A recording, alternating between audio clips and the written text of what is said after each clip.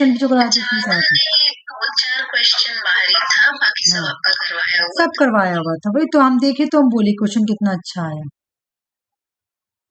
हालांकि बहुत सारे मेरे फ्रेंड लोग दी थी जिसका बीएड किया हुआ है, तो वो लोग बोले कि हम लोग तैयारी नहीं करके थे, तुम लोग नंबर अच्छा नहीं आया, हम लोग तैयारी नहीं किए। तो हम बोले तुम लोग तैयारी काहे नहीं की, तो हमको समझ में नहीं आता कैसे कैसे तैयारी करना। हम हाँ ये बात है, अगर किसी को समझ में नहीं आएगा तैयारी कैसे करना तो उसको, लेकिन जिसको जो तैयारी करके जाता है उसको तो थोड़ा होना चाहिए। ठीक है कोई बात नहीं। वो आप ही यही बात बोले कि मैम मेरा फर्स्ट टाइम था और थोड़ा सा, मैं बोली छोड़ो रहने दो। लेकिन यही सब बात बोला कि ये तो निकाला उन लोगों के लिए, हम लोग को तो झुट्टू का खाली को फॉर्म भरवा लिया। कोई नहीं, अभी है ना बिहार वाला बाकी है, वो तो निकालेगा ही, बोल के हाँ तो रख दिया है। कहा बिहार में तो प्रोफेसर वाला को बोला अभी तक नहीं निकाला। हाँ नहीं नहीं, अभी तो इलेक्शन है ना, कल है दूसरा वाला हाँ फेज, हाँ 11 तारीख के कल। 50,000 मिला मेरे कजन को 50,000 मिला बिहार में। अच्छा, किस चीज का? किस चीज का मिला ये नहीं पता, लेकिन वो बोली मेरे बैंक में 50,000 रुपया आया है, वो पढ़ती कॉलेज में, स्कॉलरशिप मिला ही हाँ, था। पैसा भी मिलेगा और नौकरी भी दे रहा है। हाँ 50,000 दिया, लेकिन 50,000 आया, तुम सोच रही हो। 50,000 रुपया मिला। हम तो पूरा हैरत करेगी, हम लोग अभी तो 50,000 देखिए। 5 सेकंड थर्ड आने पे भी पैसा मिलता है। हाँ और ना वहाँ पे मेरी एक खाला है, तो उनकी एक बेटी थी, तो उसको उन्होंने अपने शादी की थी अपनी मर्जी से, तो जैसा कैसे लड़का से शादी कर ली थी। तो अब ये ना पढ़ाती स्कूल में, पढ़ी हुई भी नहीं, पढ़ते पढ़ते तो शादी कर ली थी, मेरी आप ही कितनी बड़ी है। हैं, पढ़ते पढ़ते शादी कर ली थी। तो पता है वो ज्यादा नहीं पढ़ी हुई, 8 तक पढ़ी हुई, उसको नौकरी लग गया गवर्नमेंट टीचर का प्राइमरी स्कूल में। यहाँ हम लोग मास्टर्स करके इतना ऊपर जिसका नौकरी लगा हुआ है। अब वो बोली ना वही स्कूल में पढ़ा रहे थे, स्कूल गवर्नमेंट है तो मेरा भी हो गया है ना। उसको सुनोगी क्या क्या मिलता है ठंडा में कपड़ा भी मिलता है, ठंडा का कपड़ा, और गर्मी का कपड़ा मिलेगा, जैसे साड़ी मिलेगा, और बहुत सारा चीज मिलता है, और पैसा भी मिलता है उसको, 35,000 रुपया सैलरी। जा रहे हैं यहाँ से सब सामान वामान बोरिया बिस्तर उठा के हम लोग बिहार हाँ, कम से कम गेस्ट फैकल्टी में भी तो मिलेगा हम लोग को। कहाँ कहीं मिल रहा है, कुछ थोड़ा बहुत निकल रहा है तो बंगाली लोग जाके ऑक्यूपाई कर ले रहा। नहीं हाँ, वो तो है ही। नहीं वहाँ पे बोल रहे हैं ना, गेस्ट लेक्चरर का तो निकलता ही रहता है, हमेशा निकलता है बिहार में, गेस्ट हमेशा निकलता हमेशा निकलता। और अभी ना वहाँ पे इतनी सारी अभी मेरा कजन है, तो वो अभी बोला कि हम दिए, मेरा खाली इंटरव्यू बाकी है एक एग्जाम का, वो ऑफिसरे का दिया है, तो मेरा खाली इंटरव्यू बाकी है, सब चीज क्लियर कर लिए। वहाँ पे सुनोगी, यहाँ पे जैसे सीजीएल एग्जाम सेंट्रल होता है, सीजीएल एग्जाम एक सेंट्रल का होता है ना, अब वेस्ट बंगाल में बस खाली सिविल सर्विस है, वहाँ पे सीजीएल स्टेट लेवल पे भी होता है, सोच लो। हम भरे हैं, एक सीजीएल नहीं भरे हैं, एसएससी वही बीआरएसएससी का एक भरे हैं फॉर्म। बिहार में बहुत है, एसआई का हमेशा एग्जाम होते रहेगा, इतना वैकेंसी निकाल रही है, इतना वैकेंसी निकाल रही है। हम बहुत सारा वैकेंसी देखे बिहार में, जिसमें से 2 भरे हैं, वाला भी नहीं है, बाकी 2 भर दिए हैं कि सही विद्यालय की कहीं भी चांस लगे। वही तो नहीं ठीक है, इसमें भर देना चाहिए। ऐसा तो ये बात तो सही है कि एक बार में एक ही चीज होता है, लेकिन भर के रखती है शायद कहीं इधर से भी चांस मिल जाए। हाँ सही बात है ये बात। चलो स्टार्ट करते हैं, ठीक है। आना रंड एक बचा हुआ था, देख लेते हैं, ठीक है। आना रंड का काम है द ओरिजिन ऑफ टोटलिटेरियनिज्म 1951 की है, ह्यूमन कंडीशन 1952 की है, बिटवीन पास्ट एंड फ्यूचर 1961 की है, ऑन रेगुलेशन 1963 की है, Eichmann and Jerusalem a report on the banality of evil 1963 की है ये book, the life of the mind 1977 से लेकर 1978 तक ये बुक लिखी गई थी। आना हरण बोलती है कि इन्होंने एक कॉन्सेप्ट दिया था पॉलिटिकल पार्टिसिपेशन। ये एक्चुअल में आना हरण क्या करती है, जूस कम्युनिटी को क्रिटिसाइज करती है, और क्रिटिसाइज करके ये बोलती है कि जो जूस कम्युनिटी है ना, अभी भी तुम देखी होगी जैसे जूस कहाँ पे तुमको मिलेगा, इजराइल वाले जूस है सारे, ठीक है। तो बोले जो जूस कम्युनिटी है ना, उनका फोकस सिर्फ इकोनॉमिक पे ही था, ठीक है। उन्होंने सिर्फ सिर्फ पैसा के पीछे भागा, उन्होंने निग्लेक्ट कर दिया पॉलिटिकल एंगेजमेंट। अगर वो इटली में रहते, सॉरी जर्मनी इटली में, तो अगर वो भी पॉलिटिकल में पार्टिसिपेट करते तो जितना वो लोग बिजनेस में कामयाब सक्सेस हुए उतना पॉलिटिकल में भी होते। जूस के पर्सन अगर पॉलिटिक्स में हाई पोस्ट पे होते तो हिटलर जो गलत गलत रॉन्ग रॉन्ग डिसीजन ले रहा था, है ना, लोगों को एक्सप्लॉइट करने के लिए, तो वहां पे अगर हाई अथॉरिटी होता तो वो भी आके वहां पे बैरियर बनता कि नहीं हम नहीं करने देंगे मेरे कम्युनिटी के अगेंस्ट ऐसा। लेकिन पॉलिटिक्स में कोई भी जूस पार्टिसिपेट ही नहीं किए, तो इसलिए आना हरन बोलते कि भाई पॉलिटिकल पार्टिसिपेशन करना चाहिए जूस को। ठीक है। जैसे आज तुम देखी होगी, अभी भी अगर तुम देखी होगी तो तुम जाके अगर वर्ल्ड का देखोगी कि वर्ल्ड में सबसे बड़ा बड़ा बिजनेसमैन कौन है, तो तुमको मिलेगा जूस ही मिलेगा। अमेरिका में भी तुमको मिलेगा कि अमेरिका में सबसे बड़ा कौन है, तो तुमको जो नाम मिलेगा तुम उसे जाके अगर तुम देखोगी कौन सा रिलीजन से बिलोंग करता है तो जूस ही निकलेगा। तो जूस लोग ज्यादा ही इकोनॉमिक्स पे फोकस करता है, लेकिन अब तो उन लोग हर चीज पे फोकस कर रहे हैं। ठीक है। तो आना इसलिए क्रिटिसाइज करते हैं कि हम लोग का जो भी डिस्क्रिमिनेशन हुआ है ये जूस ही रिस्पॉन्सिबल एक तरीका से, क्योंकि उन्होंने सिर्फ इकोनॉमिक्स पे फोकस किया, पॉलिटिकल पार्टिसिपेशन पे फोकस ही नहीं किया। ये बोलते तीन तरह का, अकॉर्डिंग टू आना हरन बोलते हैं कि दो तरह ह्यूमन एक्टिविटी, इंसान दो तरह के एक्टिविटीज करता है, एक का नाम है वीटा एक्टिवा और दूसरा का नाम है वीटा कंटेम्पलेटिवा। ठीक है। वीटा एक्टिवा में, वीटा जो एक्टिवा है इसको तीन पार्ट में बांटा गया है, लेबर, वर्क एंड एक्शन। सबसे अच्छा क्या है वीटा एक्टिवा में, सबसे अच्छा क्या एक्शन, बोला लेबर क्या है, लेबर तो बोल रहा है कि ये तो सब कोई करता है, लेबर लेबर तो एनिमल भी करते हैं। ठीक है। तो चलो जो भाई ये भी एक ये भी तो मतलब वीटा एक्टिवा है या एक्टिव लाइफ में, तो ये तो सब कोई करता है। वर्क, वर्क क्या है, बोलो वर्क, वर्क क्या है तुम्हारा, जैसे मैं रोज काम करती हूँ, मेरा काम है, ये तो करना ही पड़ेगा। लेकिन सबसे अच्छा है एक्शन, क्योंकि एक्शन में क्या होता है कि तुम कुछ इंटरेक्ट, मतलब कुछ तुम कुछ सोचते में क्रिएटिविटी करके दिखाओ, सिर्फ भी बंद कर देना डोर। हाँ, कुछ क्रिएटिविटी करने की कोशिश करती है, कुछ मैं एक्स्ट्रा करूँ, है ना, जिससे मैं फेमस हो जाऊं। तो एक्शन सबसे बेस्ट है एक्टिव लाइफ में, ये बीटा एक्टिवा में। और दो तरह का होता है, बीटा कंटेम्पलेटिवा, जिसको कंटेम्पलेटिवा लाइफ भी बोलते हैं। इसमें थिंकिंग इन्वॉल्व है, विलिंग, जजिंग, कंटेम्पलेटेशन में ये सब इन्वॉल्व है कि अगर तुम सोच रही हो, है ना, विलिंग अपनी मर्जी से कुछ कर रही है, किसी को जज कर रही है, तो ये वीटा कंटेम्पा है। माइंड लगा के कुछ कर रही है, तो ये सब तुम्हारा वीटा कंटेम्पले सॉरी वीटा कंटेम्पलेटिवा है। ठीक है।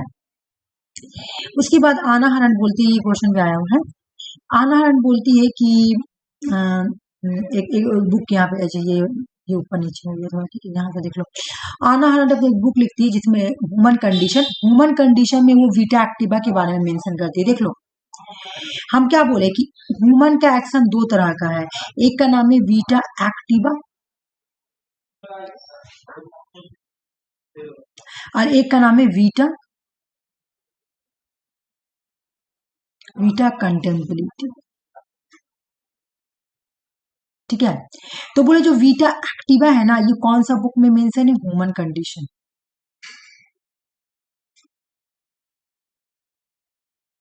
ठीक है।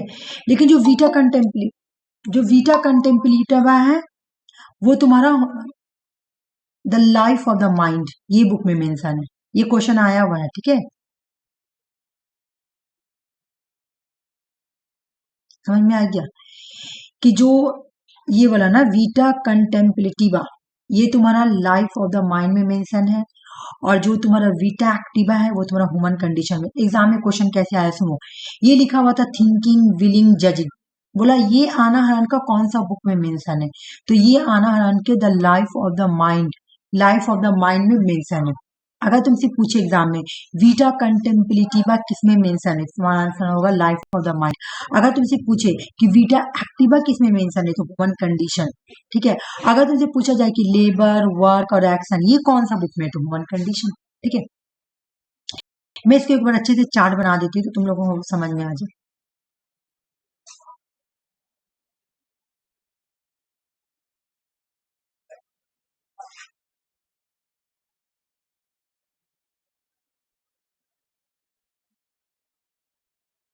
ठीक है। हाँ, इन्होंने क्या बोला, ह्यूमन एक्शन दो तरह का,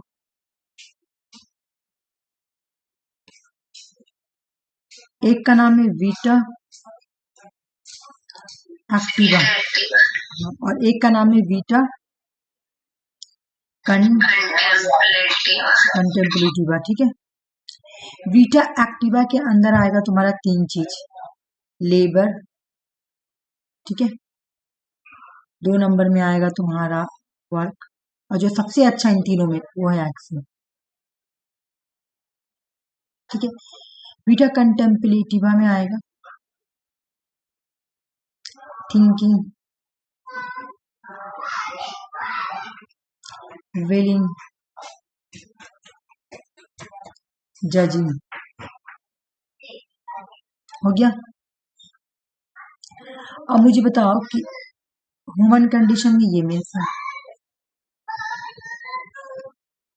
वीटा एक्टिवा कहाँ मेंशन है? Human condition. लाइव कितना का दिया? 3,000 में देता 4 चीज। हाँ, ये क्या दिया? अरे 2300 में 2 चीज। ये दिया है 4 चीज देता है। स्टेटमेंट। स्ट्रेटनर का कलर उसमें का था, एगो डे रहता है ऐसे ऐसे ऐसे करे वाला बाल, बाल ऐसे ऐसे करके डिजाइन बनाया जाता है, वो भी था। लेकिन उसमें कहा था कि एगो तार रहेगा और मशीन सबका रहेगा, तो एगो तार में से मशीन इसमें खोल के इसमें खोल के लगाओ जो ये करना देखिए है। कैसा ये तो इसमें अलग अलग तार है, लेकिन ये उससे महंगा पड़ा, लेकिन ये कितना सस्ता है। 2 गो दिया, 2 गो 2300 का दिया टेबल में देगी है। देगी तो खरीदे पड़ेगा, लेकिन इसमें एगो ये भी झमेला है क्या? कि क्या नाम है, अगर एगो खराब हुआ तो दोनों को रिटर्न करना पड़ेगा, फिर वो लोग नया देगा दोनों। बारे सॉरी, कोई बात नहीं दी, आपको सब तरफ मैनेज करना पड़ रहा है। हाँ, शादी का प्रिपरेशन चल रहा है तो ये बाबू को उधर नहीं करना। आना हरन का जो कॉन्सेप्ट ऑफ पावर है can be summarise as a follow. Hannah Arendt बोलती है कि पावर, इनका पावर का डिफिनेशन अलग है, ठीक है ना। Characteristics of a human world, power is the unique to human relation and interaction. और ये मैं बता रही हूँ इनका मतलब, इनके अकॉर्डिंग पावर क्या है। इनके अकॉर्डिंग पावर कलेक्शन है, कलेक्टिव है, ठीक है। Power arise from the collection action of the people working together. ये बोलती पावर को ये नहीं है कि एक दूसरे से इन्फ्लुएंस होकर कुछ कर रहे हैं, ठीक है, या फिर जैसे तुम सुनी होगी मैक्स वेबर का या फिर किसी का भी क्या नाम है, मेरी पावर फॉलो का। पावर का मतलब है कि अगर हम अपने मर्जी से कुछ करवा पा रहे हैं, अपने विल से कुछ करवा तो पावर है। लेकिन इनका बिल्कुल यूनिक डिफिनेशन, ये क्या बोले, पावर है collective action of the people working together, ठीक है। जब साथ मिलकर हम लोग कोई काम करते हैं ना तो वो पावर है। बिल्कुल सही बोल रहा है, बोला ना कि तुम्हारा 10 आदमी है, ये लोग में बहुत दोस्ती है और ये एक अकेला बॉस है, तो इससे लोग डरेंगे क्योंकि ये 10 है, क्योंकि इनके पास पावर ज्यादा है। हम लोग का मोहल्ला में एक आदमी रहता है, उसको सब कोई बोलता है उन लोग 8 भाई है, ठीक है, तो उन लोग से कोई लड़ता नहीं है, कोई नहीं। और यहाँ तक उन लोग से क्या, उन लोग से कोई दूर का रिलेटिव है ना तो नहीं लड़ता है, क्योंकि वो लोग 8 भाई है। तो वो लोग है ना ऐसे ही बोला जाता है मोहल्ला में, 8 भाई 8 भाई। तो उन लोगों का क्या होता है कि अगर एक भाई से लड़ाई हुआ, कितना भी आपस में दुश्मनी क्यों ना, 8 का 8 लड़ाई में आ जाता है, ठीक है, तो कोई भी नहीं लड़ता है। तो अगर कोई कुछ होगा तो किससे लड़ाई हुआ, 8 भाई बस, अरे बाप रे नहीं बाबा हम तो आगे नहीं जाएंगे, वो लोग 8 लड़ा के जाता है। तो देखो कलेक्टिव पावर, कहने का मतलब है कि जहां पे साथ मिलके इंसान कोई काम करता है तो वो ज्यादा पावरफुल हो जाती है। इनके अकॉर्डिंग पावर क्या है, collective action of the people. जब लोग साथ मिलकर कोई काम करे तो वो पावर है, ठीक है ना। Power is the self generating and emerging whenever people come together to act. बोला पावर कब आया, पावर जब सब लोग साथ मिलकर आकर कोई काम करते हैं, है ना, तब वो पावर होता है। इन्होंने बुक लिखा ऑन रिवोल्यूशन 1963 में, ये बुक लिखती है। इस बुक में आना हरन जो है वो फ्रांस रिवोल्यूशन को क्रिटिसिज्म करती है, क्योंकि फ्रांस रिवोल्यूशन जो था वो सडनली चेंज था। आना हरन फ्रांस रिवोल्यूशन को बोलती है कि इन्होंने भी ज्यादातर प्रायोरिटाइज किया था इकोनॉमिक इश्यूज को, ना कि पॉलिटिकल फ्रीडम के बारे में ज्यादा बात किया था फ्रांस रिवोल्यूशन में। अमेरिकन रिवोल्यूशन को इन्होंने सपोर्ट किया था, क्योंकि इन्होंने बोला कि जो अमेरिकन रिवोल्यूशन है ना, यहाँ पे पॉलिटिकल फ्रीडम और डेमोक्रेसी प्रिंसिपल को सपोर्ट किया गया था, तो इसलिए इन्होंने अमेरिकन रिवोल्यूशन को सपोर्ट किया। इचमैन इन जेरूसलम जो है ये 1963 की बुक है। Eichmann in Jerusalem a report on the banality of evil. अगर एग्जाम में क्वेश्चन पूछे कि बैनिलिटी ऑफ इविल किसका है तो आना हरन का है। इचमैन इन जेरूसलम बुक किसका, आना हरन है। इचमैन कौन था, इचमैन जो था ना वो तुम्हारा ये था, हिटलर का आर्मी था, ठीक है। इचमैन बोल रहा, Eichmann a higher ranking Nazi officer, जो बड़ा बड़ा ऑफिस जैसे हम लोग का होता है ना, मेजर कर्नल इंडिया में होते हैं ना, उसी तरह हिटलर में इचमैन बोला जाता था। ये लोग क्या होता था कि हिटलर इन लोगों को ऑर्डर देता था कि जाओ तुम ऐसे करो, तो वो लोग बिल्कुल बैनलिटी, मतलब क्या, बैनलिटी ऑफ इवल, बिल्कुल अपने आंखों को बंद कर कर बुरा काम कर रहा था। कभी हिटलर से ये ऑब्जेक्शन भी नहीं करता था कि आप ये गलत कर रहे हैं। जैसे कि क्या होता था, समझो ये तुम्हारे उसका हिटलर का ऐसा रूम था और रूम के ऊपर भट्टी रहता था, ठीक है। तो पहले तो वो हिटलर क्या करता था, गैस चेम्बर में इतना सारा लोगों को गैस चेम्बर में डाल देता, ठीक है। जितने लोग मरे, जितने लोगों का डेड हुआ, ठीक है, जितने लोग बच गए उनको लाके भट्टी में डाल देता था, ठीक है। इतना इतना ब्रूटल बिहेव करता था वो ज्यूस के साथ, ठीक है। तो ये जो करता था, तो अब मैं बोलूंगी किसी पर्सन को, कोई मेरा है, ठीक है, मान लो कि मेरे अंदर कोई सर्वेंट काम कर रहा, तो मैं बोलूंगी कि जाओ तुम उसका जान मार दो, तो वो बोलेगा ना नहीं ये तो बिल्कुल आप गलत कर रही हैं, है ना, बोलेगा ना।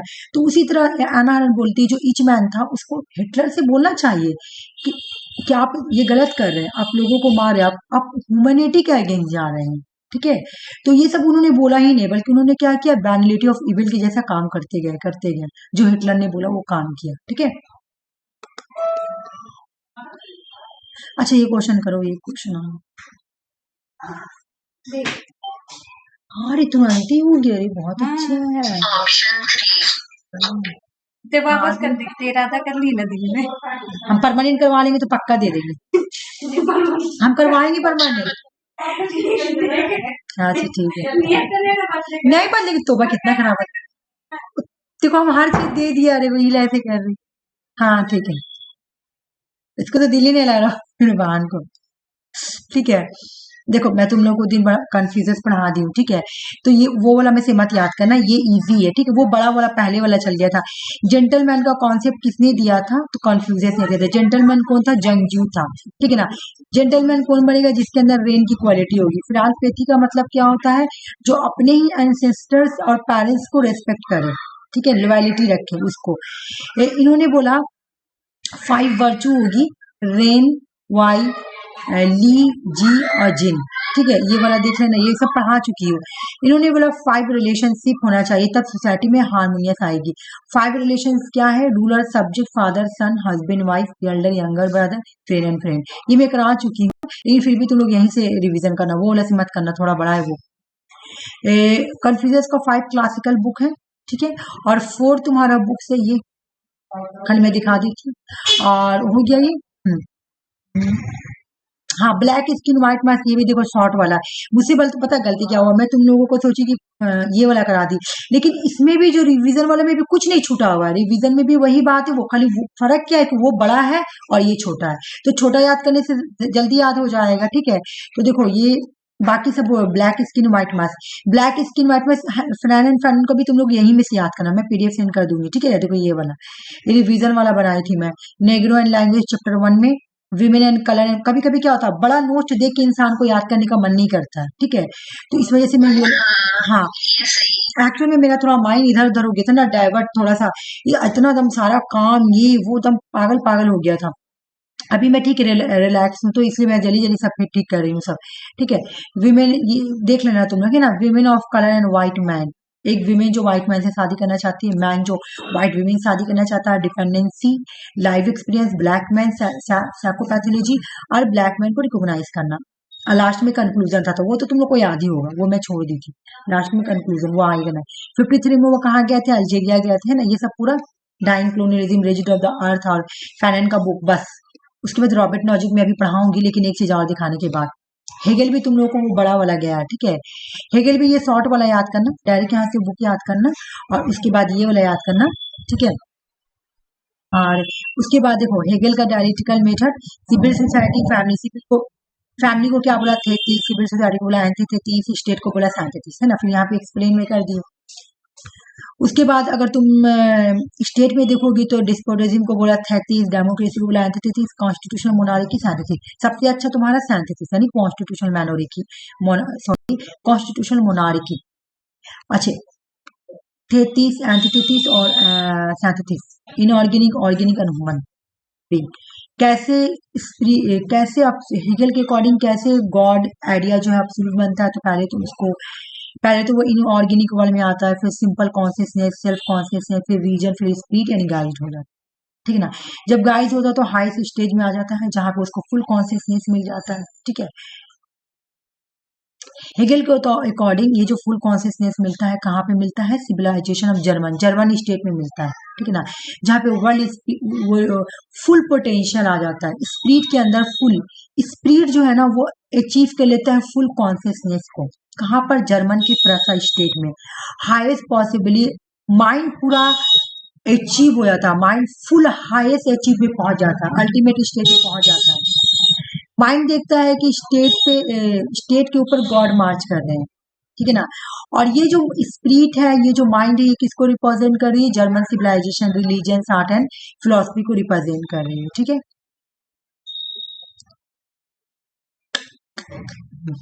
हेगल बोलते हैं स्टेट के लिए कि state is the March of the God in earth. Hegel imagine करते हैं कि जो बेस्ट स्टेट होगा वो कॉन्स्टिट्यूशनल मोनार्की होगा। हेगल के लिए स्टेट एक सुपर ऑर्गेनिज्म है जहां पे स्टेट मार्च करते हैं, स्टेट खुद में ही एंड है ना। स्टेट में मोरलिटी को क्रिएटर किया गया क्योंकि स्टेट खुद में है ना, तो स्टेट ही मोरलिटी को क्रिएटर है, वो स्टेट ही मोरलिटी का क्रिएटर भी है। वार के बारे में पढ़ाई थी कि war is not to be regarded as evil. War कोई इविल नहीं है, वार कोई इविल नहीं है, बल्कि वार एक डिवाइन आइडिया है। वार डिस्ट्रॉय सेल्फिश एगोइज्म। अगर कोई एक इंडिविजुअल बोलता है कि मैं किसी को भी हरा सकता हूँ, तो वार उसको खत्म कर देगा, जो सेल्फिश एगोइज्म है। स्टेट ऑफ वार जो है वो स्टेट को एक मौका देती है कि तुम ओमनीपोटेंट बन के दिखाओ। कैसे, ए और बी के बीच में लड़ाई होगा, ए जीता तो ओमनीपोटेंट बना कि मैं ही पावरफुल और कोई नहीं है, मतलब मैं पावरफुल हूँ, मेरी ज्यादा कोई नहीं है, क्योंकि एक जीतता है तो वो ओमनीपोटेंट बन जाता है ना, ओमनीपोटेंस। हेगल के अकॉर्डिंग सिविल सोसाइटी में इंक्लूड होता है मार्केट, लीगल सिस्टम, ये सब होता है, तो हेगल सिविल सोसाइटी को सपोर्ट करते हैं, ठीक है। चलो, ये तो मैं पहले भी पढ़ा चुकी हूँ, लेकिन ये पीडीएफ से ही याद करना है हेगल। बस मैं रॉबर्ट नॉजिक पढ़ा के ये टॉपिक को बंद करती हूँ, दूसरा टॉपिक स्टार्ट कर दूँ, ठीक है। हम लोग देखे थे कि रॉबर्ट नॉजिक जो है हाँ, रॉबर्ट नॉजिक जो है, जॉन रॉल्स जो है वो एक थ्योरी देते हैं। जॉन रॉल्स की थ्योरी का नाम है, जॉन रॉल्स की थ्योरी का नाम था डिस्ट्रीब्यूटिव जस्टिस, ठीक ना। उसी थ्योरी को क्रिटिसाइज करने के बाद जॉन रॉल्स एक थ्योरी देते हैं इनटाइटलमेंट। ये बोलते हैं कि आप बोल रहे कि अमीर आदमी से डिफरेंस प्रिंसिपल और ओपन अपॉर्चुनिटी है ना, और इक्वल अपॉर्चुनिटी से आप क्या करेंगे, सोसाइटी में इक्वल डिस्ट्रीब्यूशन लाएंगे, ठीक है, आप बोल रहे हैं। लेकिन मैं बोल रहा हूँ कि आप ये भी तो बोल रहे हैं कि रिच पीपल से लेकर पुअर पीपल में पैसा लगा देने के लिए, है ना, उनका पैसा लेकर टैक्स लगा दो, ठीक है। तो बोले ये गलत है। आप किसी को कैसे फोर्स लेबर के लिए बोल सकते हैं, आप तो फोर्स लेबर बोले ना, आप रिच आदमी को बोले कि तुम काम करो, आप काम करके पैसा दो, है ना, तो आप फोर्स लेबर करवा रहे हो, फोर्स इंसल्वेंट करवा रहे हो, ठीक है। तो इन्होंने बोला कि देखो भाई, अगर तुमको सोसाइटी में जस्टिस लाना है ना, तो तुम 3 तरीके से ही जस्टिस ला सकते हो। जस्टिस इन एक्विजिशन, ठीक है, इनिशियली एक्वायर्ड। तुम्हारे पास मान लो कोई ये लैंड का टुकड़ा है, ठीक है ना, ये किसी का नहीं है, जैसे स्टार्टिंग में तो कोई किसी का नहीं था, तो जिस लोगों ने जाकर इसमें अपना लेबर मिक्स कर दिया है, वो उसका हो गया। कोई तुम जंगल से जाकर लकड़ी लाते हो, लकड़ी लाकर एक टेबल बनाते हो, तो वो टेबल तुम्हारा हो गया, क्योंकि तुमने उसको क्या किया, तुमने उसमें अपने लेबर मिक्स किया, अपना बनाया, तो वो बन गया तुम्हारा। जस्टिस इन ट्रांसफर, अगर मैं अपनी मर्जी से तुमको अपनी मोबाइल दे देती हूँ कि लो ये मोबाइल ले लो, तो वो जस्ट ट्रांसफर है। राटिफिकेशन ऑफ इनजस्टिस, हो सके फ्यूचर में तुम किसी गलत तरीके से तुमने फ्यूचर में कभी किसी का सामान चोरी किया है ना, मान लो कोई एक पर्सन है, उसने किसी दूसरे पर्सन का मोबाइल चोरी किया है, तो अब उस पर्सन से जाके बोलना पड़ेगा कि हम आपका मोबाइल चोरी किए हैं। अब वो पर्सन बोलेगा कि ठीक है भाई, लो पकड़ो, हम तुमको अपनी मर्जी से दे रख लो, तो वो जस्ट है। या फिर हो सके वो पर्सन पुलिस पर चल जाए, है ना, तो उस तरीके से तुमको जस्टिफिकेशन करना पड़ेगा, रेक्टिफिकेशन ऑफ इनजस्टिस करना पड़ेगा। अगर तुम पास्ट में कोई तरीका गलत तरीके से ले लियो, इनजस्टिस तरीके से तुमने कोई चीज लिया है, एक्विजिशन किया है, ट्रांसफर किया है, तुम उसको जाके जस्ट रेक्टिफिकेशन कराओ। रेक्टिफिकेशन कैसे करवाना पड़ेगा, उस पर्सन को जाके बोलो कि मैंने आपका से चोरी किया है, या पुलिस में जाके बोलो, उसके बाद वो लोग तुमको वापस कर देते तो वो तुम्हारा हो गया। ये रॉल्स को क्रिटिसाइज करते हैं। रॉबर्ट नॉजिक बोलते हैं कि रॉल्स का जो थ्योरी है वो इंडिविजुअल की लिबर्टी को कॉम्प्रोमाइज कर रही है। वो बिलीव करते हैं कि ये जो रीडिस्ट्रीब्यूटिव टैक्सेशन है ना, ये फोर्स लेबर की तरह, ठीक है। ये लोगों को, अमीर लोगों को जबरदस्ती बोले काम करो, है ना, अर्न करो। It take from the individual, they have the rightfully earn. आप काम करो, ठीक है, काम करो और पैसा दो। जितने भी, अच्छा एक चीज और मैं बता देती हूँ, रॉबर्ट नॉजिक जो है ना वो लिबर्टेरियन थिंकर है। एक मिनट, यहाँ को हट गया, अच्छा ठीक है, मैं तो इसको अभी और, अच्छा क्या है, ये है, ऐसा घबराने की बात नहीं। रॉबर्ट नॉजिक लिबर्टेरियन थिंकर है ना, न्यू लिबरलिज्म से भी जुड़े हुए हैं, पॉलिटिकल थ्योरी वाली, ठीक है। तो ये मिनिमल स्टेट को सपोर्ट करते हैं। नॉजिक एडवोकेट करते हैं स्टेट का काम है सिर्फ मिनिमल, ठीक है। ये एक कॉन्सेप्ट देते हैं नाइट वॉचमैन। स्टेट का काम है सिर्फ नाइट वॉचमैन। कोई फ्रॉड करता है, कोई थीफ करता है, कोई फोर्स करता है, तब स्टेट वहां पे इंटरफेयर करेगी और लोगों को बचाएगी। स्टेट का रोल है, property is limited to inspire the property acquire the transmit justice. अगर कोई गलत तरीके से ले लिया है ना, तो उसको जस्ट तरीके से उसको जस्ट बनाना, और लोगों पे एक लिमिट लगाना कि भाई तुम इतना ही प्रॉपर्टी रख सकते हो, इस तरह। बोले रॉबर्ट नॉजिक का जो व्यू स्टेट के इंटरवेंशन में से क्या है, लिमिटेशन इंटरवेंशन करना। नॉजिक बिलीव करते हैं कि state would only intervention extreme case, जब कोई एक्सट्रीम केस आएगा ना तभी स्टेट इंटरफेयर कर सकता है। जहां पे एक इंडिविजुअल को option pose in signification threat to other, जहां एक पर्सन दूसरे पर्सन को थ्रेट पहुंचा रहा है, तब वहां पे स्टेट आके इंटरफेयर करे, ठीक है। ये लिबर्टेरियन थिंकर है, रॉबर्ट नॉजिक लिबर्टेरियन थिंकर है, क्योंकि इंडिविजुअल राइट और फ्रीडम को ज्यादा प्रायोरिटी दे रहे। जो भी पर्सन इंडिविजुअल राइट और फ्रीडम को ज्यादा प्रेफरेंस देते हैं उनको लिबर्टेरियन बोलते हैं। ये वेलफेयर स्टेट को क्रिटिसाइज करते हैं, ठीक है। खत्म हो गया ये तुम्हारा वेस्टर्न पॉलिटिकल वाला जो बचा हुआ।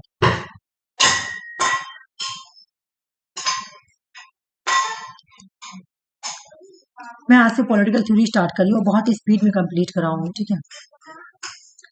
तुम लोग कब तक क्लास, बड़ा गलत टाइम पे मेरे दिन तारीख रखाएंगे, ठीक है चलो।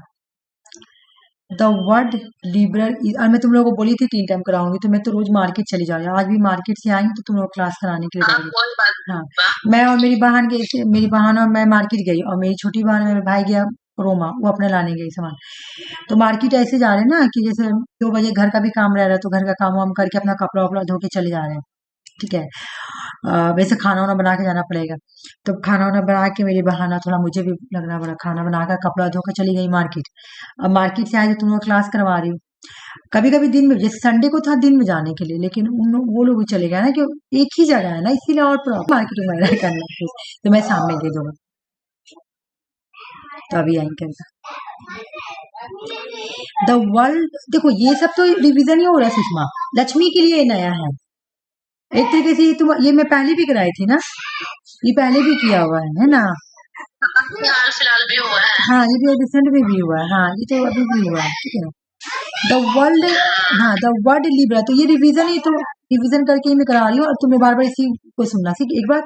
और दूसरी बात की अगर हो जाता तो मैं पेपर वन, तब तो ठीक है, जब आप डिसाइड कर लीजिए, मेरे तरफ से कोई प्रॉब्लम नहीं है। नहीं ऐसा नहीं बोलूंगी ना तुम लोग छोड़ के चली जाएंगे, क्योंकि मेरा तो नहीं नहीं कोई बात नहीं, हाँ कुछ ऑप्शन भी तो नहीं है, कोई ऑप्शन ही नहीं है, हाँ कोई ऑप्शन नहीं है, हाँ इतना तो वो डेली, लोग भी तो नहीं मान रहे थे। हाँ वो लोग भी नहीं मान रहे थे ना। और ऐसा भी बात है ना, क्या मतलब फिर अगर जैसे मना करने से क्या होता है कि ऐसा मिलता भी नहीं ना, फिर भी मेरी अम्मी ने सब यही समझाई कि अगर तुम मना करती हो तो तुम ऐसा लड़का नहीं मिलता। हम लोगों के पास में इतना पढ़ा लिखा नहीं होते हैं, बट हम लोगों का एरिया में आसपास में नहीं होता, मतलब इधर तो नहीं होता, होता होगा कलकत्ता साइड वगैरह में। डोर बंद कर देना सिर्फ। तो इस वजह से थोड़ा सा कोई बोलने लगा कि तुम जैसा ढूंढ रहे हो तो ऐसा, जैसे मेरा भी था कि भाई मैं जितनी पढ़ी लिखी हूँ तो मेरे हस्बैंड से ज्यादा पढ़े लिखे हैं थोड़ा, तो वो नहीं मिलता फिर। तो अब फिर मुझे सब समझाने लगा कि तेरे जैसा सोची तो ऐसी मिला, अब तू क्या खोज रही। तो फिर मैं बोली ओ अच्छा ठीक है।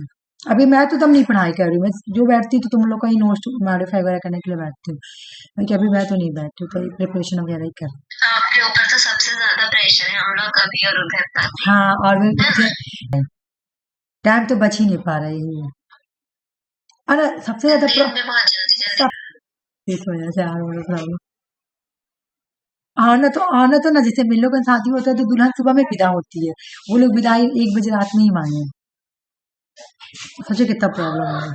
आरती जानती होगी दुल्हन सुबह में विदाई होती।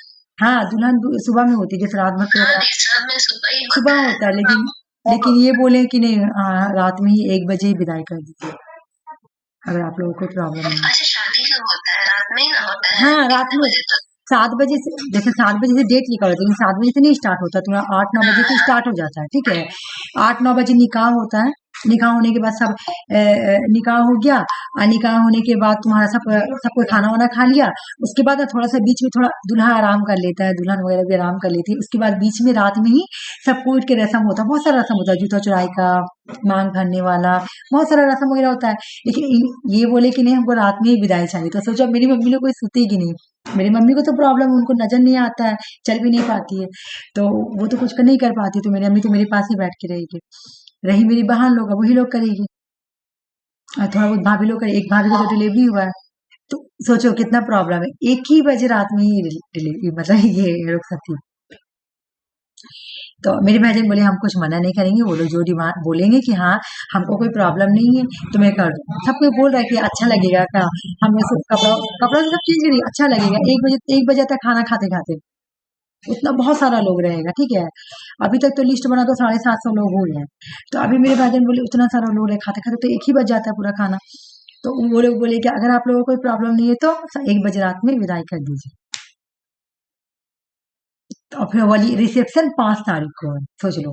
क्योंकि उन लोगों को भी जो मैरिज हॉल, मतलब वो लोग जो चूज किए वो मैरिज हॉल खाली नहीं था, तो वो लोग 5 तारीख को रिसेप्शन रखे हैं। और हम लोग को तो वही वाला जो अभी नया मैरिज हॉल बना है, शफीना, बहुत खूबसूरत मैरिज हॉल है, वही मेरे भाईजान बोले ये किए। आना तुम लोग, ठीक है। अच्छा तुम लोग मुझे ये बताओ, तुम लोग बताओ मैं तुम और क्या देख लेना हम लोग का शादी कैसे हो रही है। और नहीं, आरती ऐसा तुमको तो ही नहीं बोल रहे तुम भी है, आना। कैंपस में देखी हो? मेरा है तो सब। ओ आप हाँ, बहुत तो शादी अटेंड की है। हाँ ठीक है। फिर भी आ जाना, अच्छा लगेगा। तो कौन आएगा, वो तो बात एकदम कॉल करेगी, पता है फिर भी। हाँ हेलो, तुम चलो मैं स्टार्ट करती हूँ, बहुत लेट हो चुका है, मुझे क्लास अटेंड करना पड़ेगा।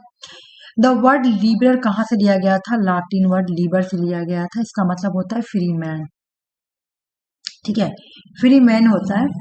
और also drive the lever, the central idea, इसकी जितनी भी आइडिया जो है वो तुम्हारा फ्रीडम ऑफ लिबर्टी के ऊपर ये करता है। जैसे लिबरलिज्म क्या बोलती है? ऑल ह्यूमन बीइंग फ्रीडम, जितने भी human being equal, all human being equal, सभी इक्वल है, सभी को फ्रीडम और लिबर्टी मिलनी चाहिए, ठीक है ना। जितने भी लोग हैं सब इक्वल है, ठीक है। और सबको ही फ्रीडम मिलनी चाहिए, ठीक है, सबको ही फ्रीडम मिलनी चाहिए, ठीक है।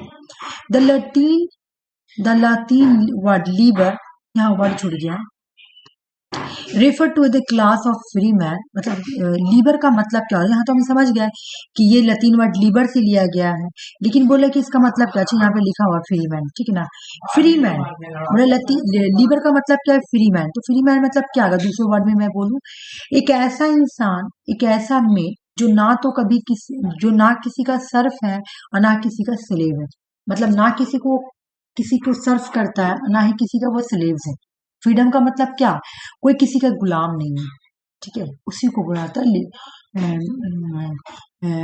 फ्रीडम। फ्रीडम का मतलब हो गया कि मैं किसी का गुलाम नहीं, मैं किसी को सर्व नहीं करने वाला, मैं किसी का स्लेव नहीं हूँ, ठीक है। तो man who were neither serve and not slaves. Rise and growth of liberalism. Liberalism कब आया? The collapse of the feudalism is an important cause of the origin of the liberalism. Lakshmi तुम ना आना हरण में कराई वो क्लास देख लेना इससे पहले, ठीक है। लिबरलिज्म का ओरिजिन, हाँ, लिबरलिज्म का ओरिजिन कहाँ पे हुआ? तो कहाँ पे हुआ भाई? तो जब फ्यूडलिज्म का कोलैप्स हुआ, ठीक है। हम तो कार्ल मार्क्स वाला भी जब पढ़ाई थी तो मैं तुम लोग को ऐसी पढ़ाई थी कि पहले क्या था?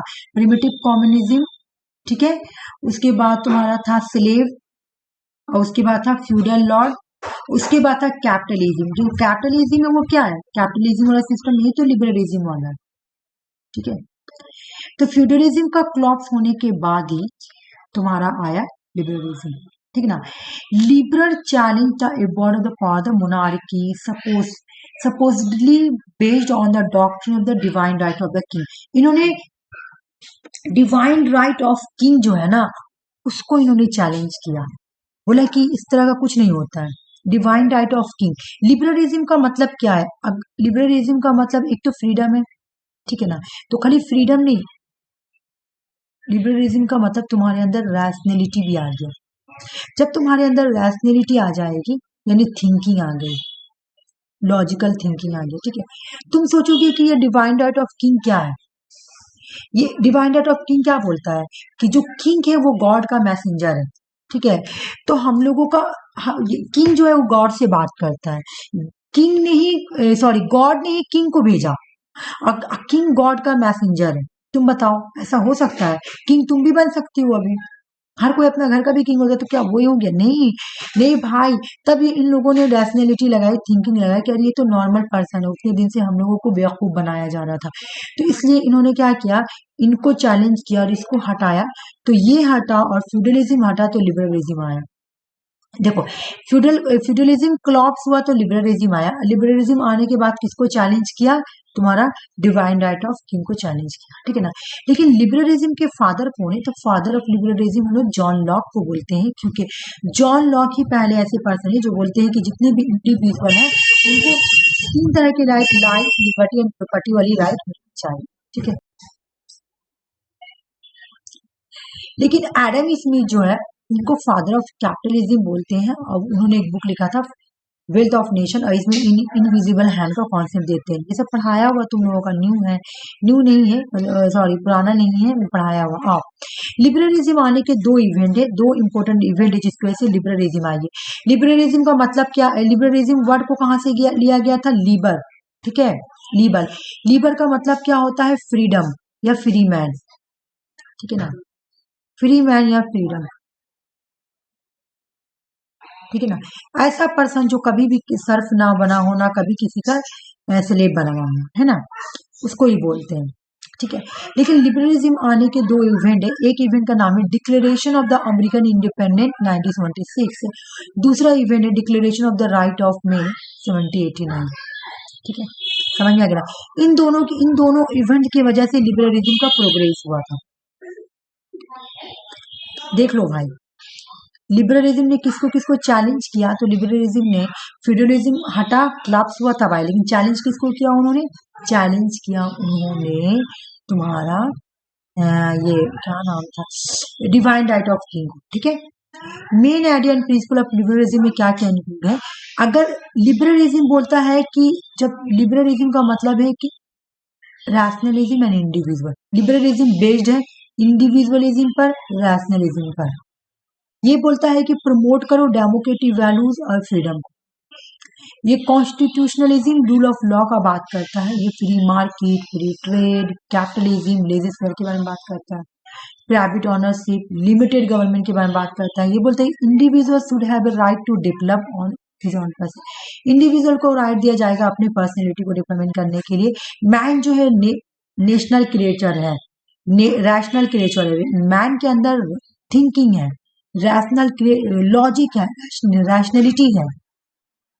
सोसाइटी जो होगा वो फुलर पर बेस्ड होगा, ठीक है। बाकी कुछ नहीं है। आ जाओ। लिबरलिज्म जो सबसे पहला आया उसको हम लोग बोलते हैं क्लासिकल लिबरलिज्म। उसके बाद इस लिबरलिज्म को गलत साबित करने के लिए, क्रिटिसाइज करने के लिए आया। क्रिटिसाइज क्या मतलब? उनको हाँ बोलने के लिए, थोड़ा चेंजिंग करने के लिए दूसरा लिबरलिज्म आया जिसका नाम था मॉडर्न लिबरलिज्म।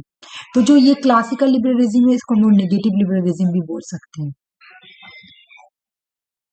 नेगेटिव लिबरलिज्म में क्या होता है? इंडिविजुअल को पावर 100% दिया जाता है कि इंडिविजुअल को जो मर्जी में आए करे, कोई प्रॉब्लम, ठीक है। लेकिन पॉजिटिव लिबरलिज्म में स्टेट को पावर दिया जाता है कि वो इंटरफेयर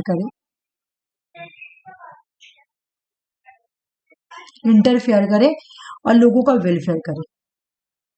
ये पॉजिटिव लिबरलिज्म वाले और ये मॉडर्न लिबरलिज्म। एक और आता है जिसको हम लोग बोलेंगे लिबर्टेरियन वाले। जब मॉडर्न वाला तुम्हारा फेल हो गया ये मॉडर्न वाला फिर कुछ वक्त के बाद फिर फेल हो गया मॉडर्न लिबरलिज्म। उसके बाद फिर से आया तुम्हारा क्लासिकल लिबरलिज्म को ही मॉडिफाई किया गया और उसका नाम भी रखा गया न्यू लिबरलिज्म। और न्यू लिबरलिज्म वाले थिंकर को ही बोलते हैं लिबर्टेरियनिज्म। समझ में आया? ये वाला समझ में आ गया।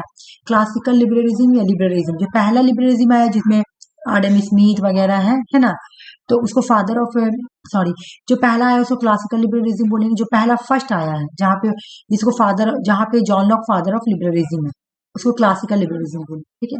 उसके बाद आया मॉडर्न लिबरलिज्म जिसको पॉजिटिव लिबरलिज्म भी। यहाँ पे स्टेट को पावर दिया गया कि भाई, यहाँ पे स्टेट को पावर नहीं दिया गया, यहाँ स्टेट को बोला गया मिनिमम स्टेट, मिनिमल या मिनिमम स्टेट, ठीक है। चलो अब एक एक करके पढ़ेंगे। फीचर्स क्या है? Individualism, freedom of reason, justice, toleration involve.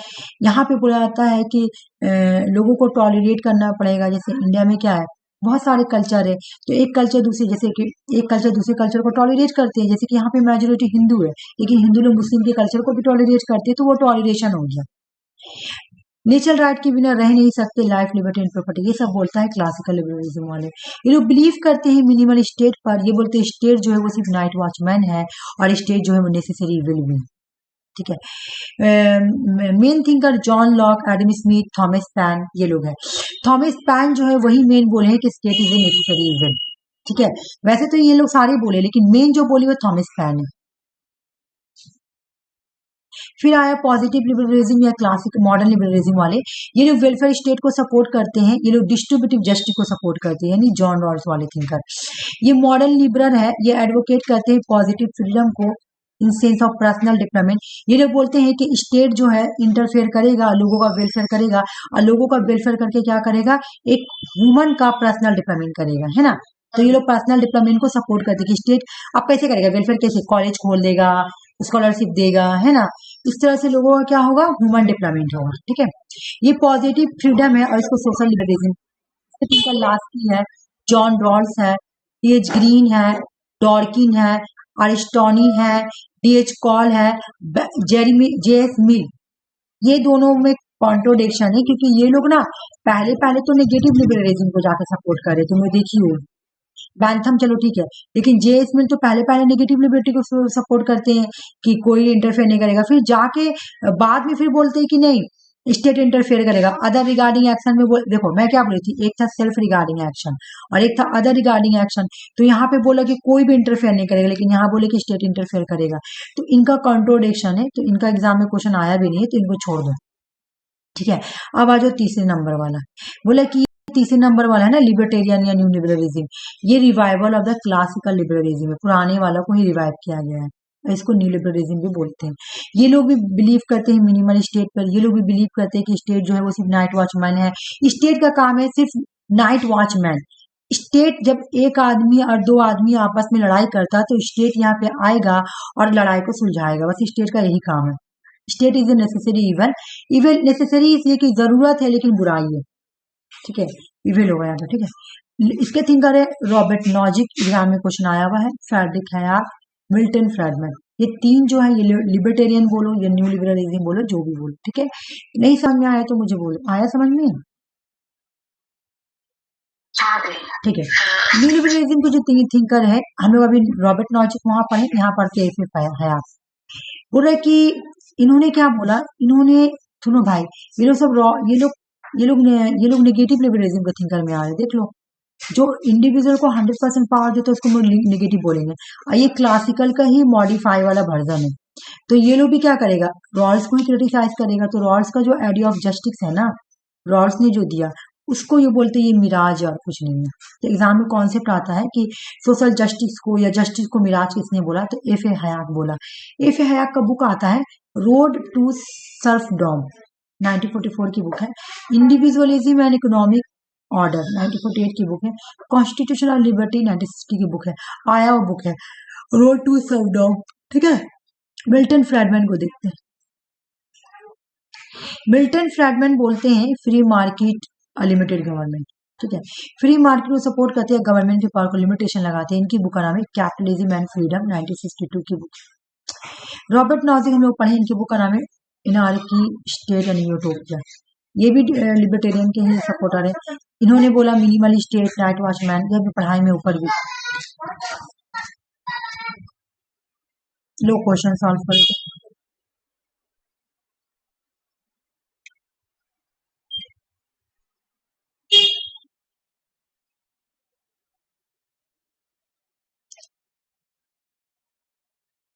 अच्छा एक मिनट, एक ऑप्शन छूट गया है ना? Option B. नहीं, एक ऑप्शन नीचे चला गया। अच्छा एक ऑप्शन में चल ही गया क्या? अच्छा अगर आंसर नहीं बैठ तुम लोग बनाओ, उसके बाद में बताओ। बता दे। लक्ष्मी बोली B. Option B, Robert Nozick libertarian, Bentham utilitarianism, John Rawls luck egalitarian, और डी का 2। देखो एक चीज मैं तुम लोगों को दिखा देती हूँ। अच्छा मैं आंसर नहीं लाऊंगा आज, कोई बात नहीं है, तो सही था।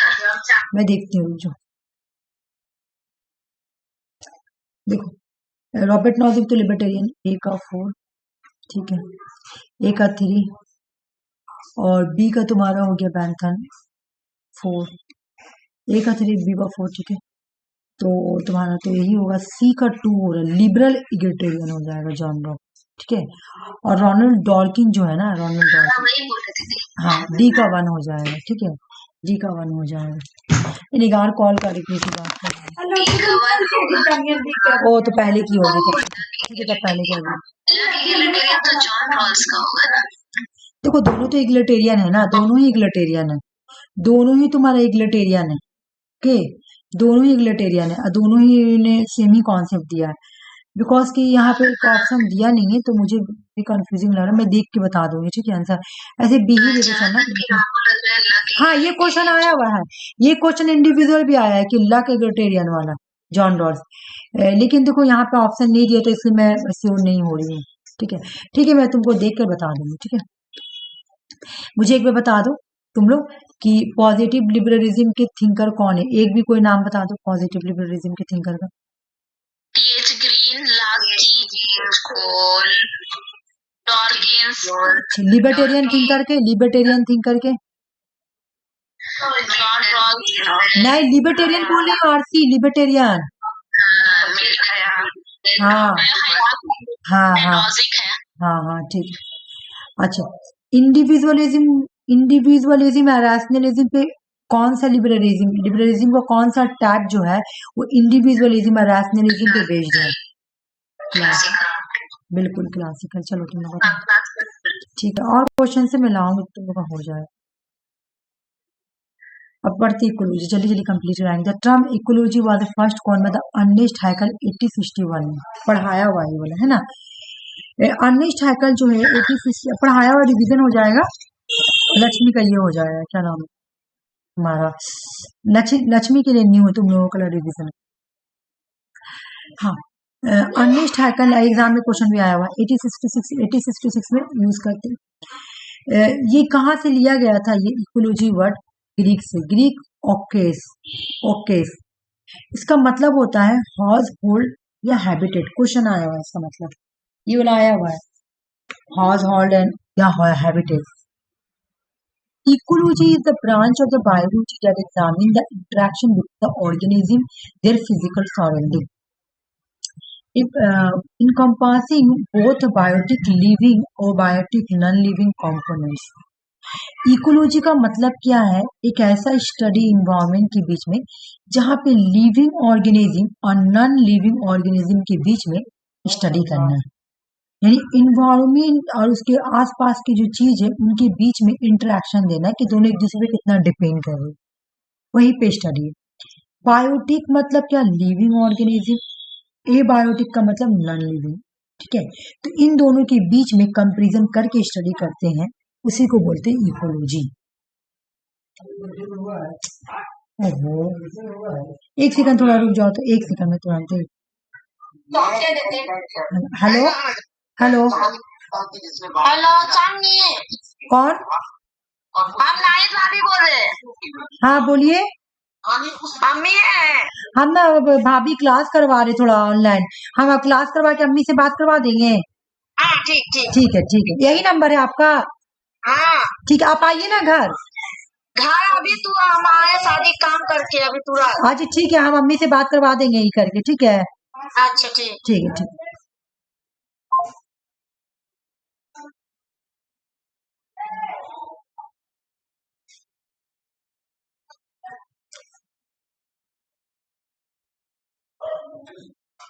हेलो हेलो हेलो, आवाज आ रही है? हेलो। हाँ अरे वो, आ गई। हाँ अरे नहीं काट सकते थे, काम कर, जैसे ये शादी में काम करने वाली लोग रहती है ना, तो वही का कॉल था। तो हम बोले कि हम आपको क्लास करवा के कर देंगे। देखती हो शादी में तो सब चीज मिल जाता है, काम करने वाली नहीं मिलती है। तो मेरा ही नंबर ली थी, मतलब मैं ही बात कर रही क्या क्या आप इतना दिन काम कीजिएगा ये वो, वही अभी कॉल की थी। हाँ मैं बोली क्लास करके अपन बात करवाते हैं। चलो, अच्छा ऊपर वाला हो गया ना, ये हो गया, ठीक है। आ जाओ, रिचल कर्शन, ये बुक तो इतना बार आया हुआ है, इतना बार आया हुआ ना, जिसका कोई ये नहीं है, ठीक है। आ जाओ, रिचल कर्शन का बुक है साइलेंट स्प्रिंग, 1962 की बुक है। और इस बुक में ये स्टडी करते हैं मरीन बायोलॉजिस्ट एंड कंजर्वेटिस्ट दोनों के बीच में, तुम्हारा देखते हैं कि क्या मरीन बायोलॉजिस्ट, मरीन मतलब जो समुद्री जानवर है, उस पे स्टडी करते हैं कि उनको किस तरह से इन्वायरमेंट, जैसे खेत में क्या होता है, डीडीटी यूज होता है, ठीक है ना, और भी पेस्टिसाइड यूज होता है, तो उससे क्या हो रहा है, मरीन बायोलॉजिस्ट जो है ना, वो जैसे मरीन के अंदर फिश हो गया है ना, उन लोगों को नुकसान हो रहा है, वो लोगों वो इन्वायरमेंट को क्या करे, ग्लोबल कर रहे हैं, सॉरी, ग्लोबल इन्वायरमेंट जो है डिग्रेड हो रहा है। किससे? डीडीटी से। कहने का मतलब है जब खेत वगैरह में पेस्टिसाइड यूज किया जाता है, डीडीटी वगैरह किया जाता है, तो जो मरीन के जानवर हैं उन लोगों का नुकसान हो रहा है, ठीक है। वो लोग क्या हो रहे हैं, खत्म हो रहे हैं, ठीक है। समुद्र के जानवर, उन लोगों को नुकसान हो रहा है, ठीक है। तो ये जो तुम्हारा रिचल क्वेश्चन है ना, ये कंजर्वेटिव थिंकर है, याद रखना, ये भी एग्जाम में आया हुआ है, ये कंजर्वेटिव है, ठीक है, कंजर्वेटिव याद रखना। रेड रेड वाला मरीन बायोलॉजिस्ट पे स्टडी करते हैं, मरीन बायोलॉजिस्ट है, यानी समुंदर के अंदर जो जानवर रहते हैं उनको कैसे इन्वायरमेंट जो है इफेक्ट डाल रही है, उस पे स्टडी कर रहे हैं। और ये एक कंजर्वेटिव थिंकर है। 1962 में ये साइलेंट स्प्रिंग पे एक बुक लिखते, साइलेंट स्प्रिंग नाम की एक बुक लिखते हैं, और उसमें बताते हैं कि जो पेस्टिसाइड यूज होता है वो बहुत ही डेंजर है ना, डीडीटी जो है वो भी डेंजर है। उसके बाद कुछ रिपोर्ट आता है, इरलिच हैरीमैन, हाउ टू बी सर्वाइवल, ये अभी तक भी एग्जाम में नहीं आया, लेकिन वो पढ़ लो, ठीक है। इरलिच हैरीमैन, हाउ टू सर्वाइवल, 1971 की रिपोर्ट है।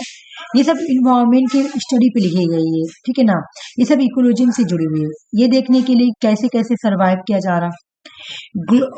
गोल्ड स्मिथ एटॉल लिखा हुआ, इसका मतलब क्या बताओ तो, एटॉल का मतलब? एटॉल तो मतलब पूरा सभी, मतलब दोनों। नहीं, मेनी थिंकर। हाँ, इसमें तो दोनों नहीं होगा, सभी थिंकर्स को इंक्लूड करके। यस, और भी थिंकर है इसमें, ठीक है, गोल्ड स्मिथ के अलावा और भी है। ये ब्लू प्रिंट फॉर सर्वाइवल 1972 में लिखा गया। Unofficial UN report only one eight 1970। Club of Rome the limits to growth 1972 की है। ये सारा ही इकोलॉजी के ऊपर लिखी गई है कि कैसे कैसे इन्वायरमेंट जो है वो सर्वाइव कर रहे हैं। मतलब इकोलॉजी क्रिटिसाइज करती है एंथ्रोपोसेंट्रिक या ह्यूमन सेंटर को। इस ह्यूमन सेंटर का मतलब क्या? तुम अगर कोई ऐसा काम कर रही हो जहां पे तुम अपना फायदा बेनिफिट सोच रही हो, इन्वायरमेंट के बारे में नहीं सोच रही हो, ठीक है ना। जैसे आज का बिजनेसमैन को तुम देखी, जैसे जियो फाइबर तो लग गया, तुम लोग जानती हो, जियो फाइबर लेगा मतलब 5th जनरेशन है, ठीक है। तो जब अनिल अंबानी लगा रहे थे, जब जियो फाइबर आ रहा था, तो बहुत सारे एनजीओ ग्रुप उठते हैं कि इन्वायरमेंट को इससे बहुत नुकसान होगा, तो वो लोग नहीं माने, वो लोग बोले लगाने दो भाई। क्यों? क्योंकि वो लोग सिर्फ ह्यूमन सेंटर, ह्यूमन सेंटर बात सोच रहे थे, मुझे बस फायदा हो रहा ना इस चिड़िया बर्ड्स जो होती तुम लोग अभी देखती होगी, तुम लोगों को कहीं भी बर्ड्स नहीं मिलता देखने के लिए, मे भी सुषमा लोग को मिले लेकिन हम लोगों के इलाका में देखने को नहीं मिलता है। छोटे थे तो कौवा वौवा बहुत देखते थे, लेकिन अभी देखने को नहीं मिलती है, अभी तो देखने मिलते हैं, नहीं देखो मिलता। क्यों? वो वजह क्या है? इधर क्योंकि है हम लोग का तरफ। हाँ तुम लोग विलेज एरिया में मिलेगा थोड़ा बहुत देखने, लेकिन हम लोग को सिटी में नहीं मिलता है, हाँ, ठीक है। फिर वो वाला नहीं मिलता है जो स्पैरो होती थी ना, छोटे छोटे छोटी सी, हाँ छोटी सी चिड़िया, हाँ चिड़ैया जिसको बताते हैं, वो सब नहीं वो होती थी। नहीं हो रही है। हाँ ये चिड़िया होती थी छोटा छोटा, ये अच्छा ब्राउन कलर का होती थी, हल्का हल्का, बहुत सुंदर हाँ बहुत अच्छी क्यूट होती सी, है। हाँ वो नहीं वो सब नहीं दिखती है। होती, तो क्यों हाँ, नहीं हो गोरैया रही? बोलता है उसको। बोलो क्यों नहीं हो रही? ह्यूमन सेंटर की वजह से, क्योंकि एंथ्रोपोसेंट्रिक, ह्यूमन सेंटर का मतलब होता है, एंथ्रोपोसेंट्रिक का मतलब ह्यूमन सेंटर, इंसान को ऐसा काम करा, ठीक है ना, जो अपने बारे में सिर्फ सोच रहा है और इन्वायरमेंट को बर्बाद करे, अपने फायदे के लिए इन्वायरमेंट को बर्बाद करे। Human centre perspective it hold that human life has the intrinsic value and other entity जैसे एनिमल, प्लांट या इकोसिस्टम और consider resource that may be exploit for the human benefit. मुझे बेनिफिट हो रहा ना, होने दो। अगर एनिमल्स को नुकसान हो रहा, होने दो। अगर प्लांट को हो रहा, होने दो, मुझे कोई फर्क नहीं पड़ता, बस मुझे बेनिफिट होना चाहिए। इसी को बोलते हैं एंथ्रोपोसेंट्रिक या ह्यूमन सेंटर, मतलब इंसान ऐसा काम कर रहा जिसकी वजह से इन्वायरमेंट बर्बाद हो रहा, उसको एंथ्रोपोसेंट्रिक बोलते हैं, ठीक है। डेविड इरेनफेल्ड, ठीक है ना, इरेनफेल्ड, इन्होंने बोला एरोगेंस ऑफ ह्यूमनिज्म, इंसान जो है ना एरोगेंस में है। क्यों? क्यों एरोगेंस में? बोला बिकॉज उसको ये इस बात का घमंड है कि मैं इंसान हूं। अगर पूछे कि एरोगेंस ऑफ ह्यूमनिज्म किसने दिया, तो इरेनफेल्ड ने दिया, डेविड इरेनफेल्ड। उसके बाद इन टर्निंग पॉइंट किसने दिया 1982 में? फ्रीजॉफ कैपरा, ठीक है। फ्रीजॉफ कैपरा जो है वो देते हैं टर्निंग पॉइंट, ठीक है। ये तो अभी मैं ऊपर दी हूँ कि ये क्या बोलते हैं, इरेनफेल्ड बोलते हैं कि इंसान जो है ना इतना घमंडा हो गया ना, इतना एरोगेंस हो गया है ना कि मैं ह्यूमन हूँ, इसलिए वो क्या करता है, एंथ्रोपोसेंट्रिज्म और ह्यूमन सेंटर काम करता है कि हम जो काम करेंगे सिर्फ अपने बेनिफिट के लिए। जैसे तुम देखी होगी जंगल को, फॉरेस्ट को काटा जा रहा है, क्यों काटा जा रहा भाई? क्योंकि मुझे वहां पे इंडस्ट्रीज को लगाना है, ठीक है? बाकी वहां के एनिमल प्लांट कहाँ जाएंगे बताओ तो, ठीक है। तो ये हो गया इंसान एरोगेंस, सिर्फ अपने बारे में सोचता है, सेल्फिश इंसान, ये बोल रहा है। इकोलॉजी बेस किस पे है? इसका थीम क्या है? इकोलॉजी इकोलॉजी पे बेस्ड है, ये होलिज्म की बात करती है, ये सस्टेनेबिलिटी की बात करती है, इन्वायरमेंटल एथिक्स की बात करती है, ये सेल्फ एक्चुअलाइजेशन की बात करती है, ये पोस्ट मटेरियलिज्म है। ये सारा याद करना है, ठीक है। छोटा छोटा तो है, बस खाली ऐसे पढ़ लेना। और आ जाओ, होलिज्म का कॉन्सेप्ट किसने दिया? जॉन स्मट्स ने दिया, सॉरी जैन स्मट्स ने दिया। होलिज्म एंड इवोल्यूशन इनकी बुक है, उसी में इन्होंने दिया। होलिज्म टर्म किसने दिया? तो जैन स्मट्स ने दिया अपने बुक होलिज्म एंड इवोल्यूशन। ये बुक 1926 की है, यहाँ बुक का नक्शा भी बना हुआ है, ठीक है। जैन क्रिश्चियन स्मट्स पूरा बुक का नाम, इन्होंने दिया होलिज्म। होलिज्म है क्या? और मैं बता देती हूँ होलिज्म है क्या, एग्जाम में क्वेश्चन आया हुआ भी। होलिज्म बोलता है holism is more important that than is individual part. जैसे इंसान ईगो के अंदर क्या बोलता है, एरोगेंस के अंदर इंसान इतना एरोगेंस है कि क्या बोलता है कि इंसान सबसे ज्यादा इंपॉर्टेंट है। ये इंसान बोल रहा है, ठीक है, कि मैं सबसे ज्यादा इंसान इंपॉर्टेंट हूँ क्योंकि गॉड ने मुझे ऐसा बनाया, इसलिए मैं सबसे ज्यादा इंपॉर्टेंट हूँ, ये बोल रहा है। लेकिन होलिज्म बोला बिल्कुल भी नहीं, होल इम्पोर्टेंट है। ये जितना सर्किल में सारे लोग हैं ना, ये सारा ही इम्पोर्टेंट है, ठीक है। आप सिर्फ एक पार्ट है, ठीक है। तो पार्ट सिर्फ इम्पोर्टेंट नहीं है, बल्कि whole is more important than its individual part. एक इंडिविजुअल पार्ट सिर्फ इम्पोर्टेंट नहीं है, बल्कि पूरा होल इम्पोर्टेंट है। तो जितना आप इम्पोर्टेंट है ना, उतना ये प्लांट, एनिमल सारे इम्पोर्टेंट है। ये वाला याद करना है। Holism is more important than its individual parts. Holism बोलता है कि बहुत सारे ही इम्पोर्टेंट है एक इंडिविजुअल पार्ट से, और इंसान बोलता है कि नहीं, सिर्फ इंडिविजुअल ही इम्पोर्टेंट है, हमको हम इम्पोर्टेंट क्योंकि गॉड ने हमको बनाया ऐसा। लेकिन होल बोल रहा है कि नहीं भाई, होल इम्पोर्टेंट, ये पूरा सर्किल इम्पोर्टेंट है, तुम तो सिर्फ इसका एक पार्ट हो, ना कि एक पार्ट इम्पोर्टेंट, ठीक है। होलिज्म पॉजिटिव डिफिनेशन देता है। सस्टेनेबल डेवलपमेंट जो है बोला कि सस्टेनेबल डेवलपमेंट जो है ये कहाँ पे आया था, एक रिपोर्ट के अंदर आया था, ब्रूडलैंड रिपोर्ट 1978। ये सब क्वेश्चन में था ना, प्रीवियस ईयर क्वेश्चन, इस बार का क्वेश्चन में आया हुआ था ना। ब्रूडलैंड रिपोर्ट का डेट पूछा था, इस बार आया था, कब आया था ये क्वेश्चन में देखी थी, कब आया था, माइंड से निकल गया। हाँ आया हुआ था ये तो। द ब्रूडलैंड रिपोर्ट जो है 1978 में articulated A commonly accepted definition of the sustainability development. ये ना भी याद करो तो कोई बात नहीं, चलो मैं नीचे बताती हूँ, बड़ा हो गया तो। लेकिन ब्रूडलैंड डेट याद करना, कब है, 1987। आ जाओ। सस्टेनेबल डेवलपमेंट का मतलब क्या है कि प्रिंसिपल ऑफ जनरेशन इक्विटी बना के रखना है, उसी के बेस पे होगा हर चीज। Development of without environment, development करो, मैं मना नहीं कर रहा हूँ, लेकिन डिग्रेडेशन मत करो भाई, इन्वायरमेंट को डिग्रेड मत। Mitigation present need without compromising need for future, compromise मत करो, कॉम्प्रोमाइज करने नहीं बोले कि तुम फ्यूचर की जरूरत के लिए, without compromising need for future, future के लिए कॉम्प्रोमाइज नहीं बोला, समझौता नहीं करो भाई, कॉम्प्रोमाइज ना करो।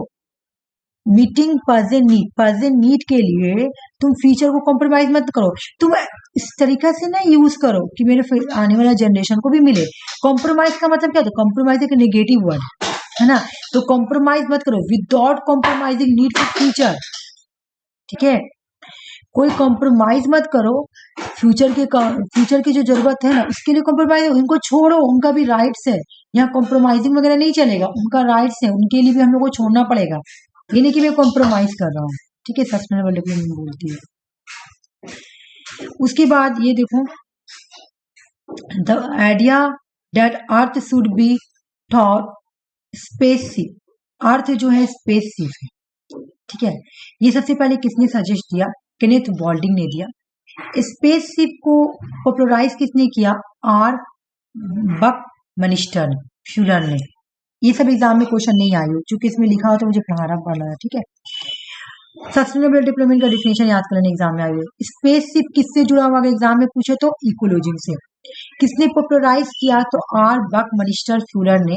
लेकिन किसने इसको क्वाइन किया, किसने सबसे पहले सजेस्ट किया था, तो केनेथ बॉल्डिंग ने। क्या है स्पेसशिप, है क्या, मोस्ट इकोलॉजी फेवर करते हैं spaceship, earth model of understanding earth का रिसोर्स। स्पेसशिप पता है क्या बोलता है, स्पेसशिप बोलता है अर्थ में जितनी भी रिसोर्सेज है ना वो लिमिटेड है और फिनाइट है, मतलब ये तुम्हारे पे लिमिटेशन लगाता है, तुमको जितना जरूरत है उतना यूज करो, कॉम्प्रोमाइज ऊपर वाला बोला ना, कॉम्प्रोमाइज नहीं करना, जितना जरूरत होता है तुमको 10% 10% यूज करो। तुम लोग 4 लोग है ना, तो 4 लोगों के लिए इतना बड़ा जमीन या फिर नहीं लो, ठीक है, ये लिमिट लगाता है, ये इन्वायरमेंट को बचाने का बात करता है स्पेसशिप मॉडल, ये अच्छा है, ठीक है।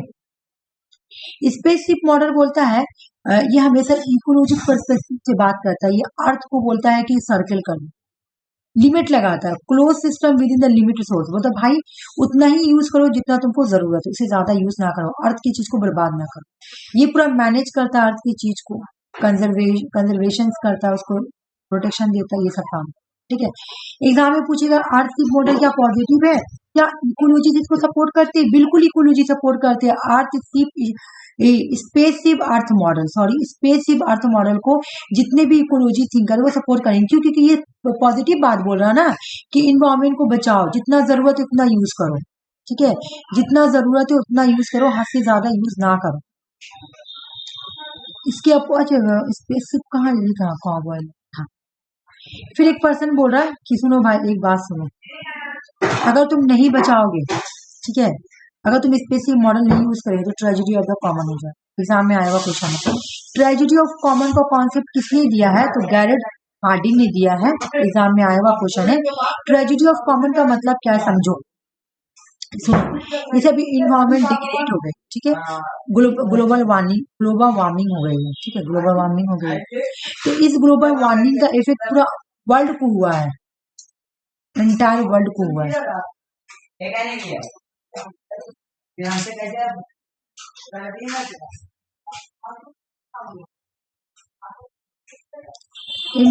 लिखा नहीं,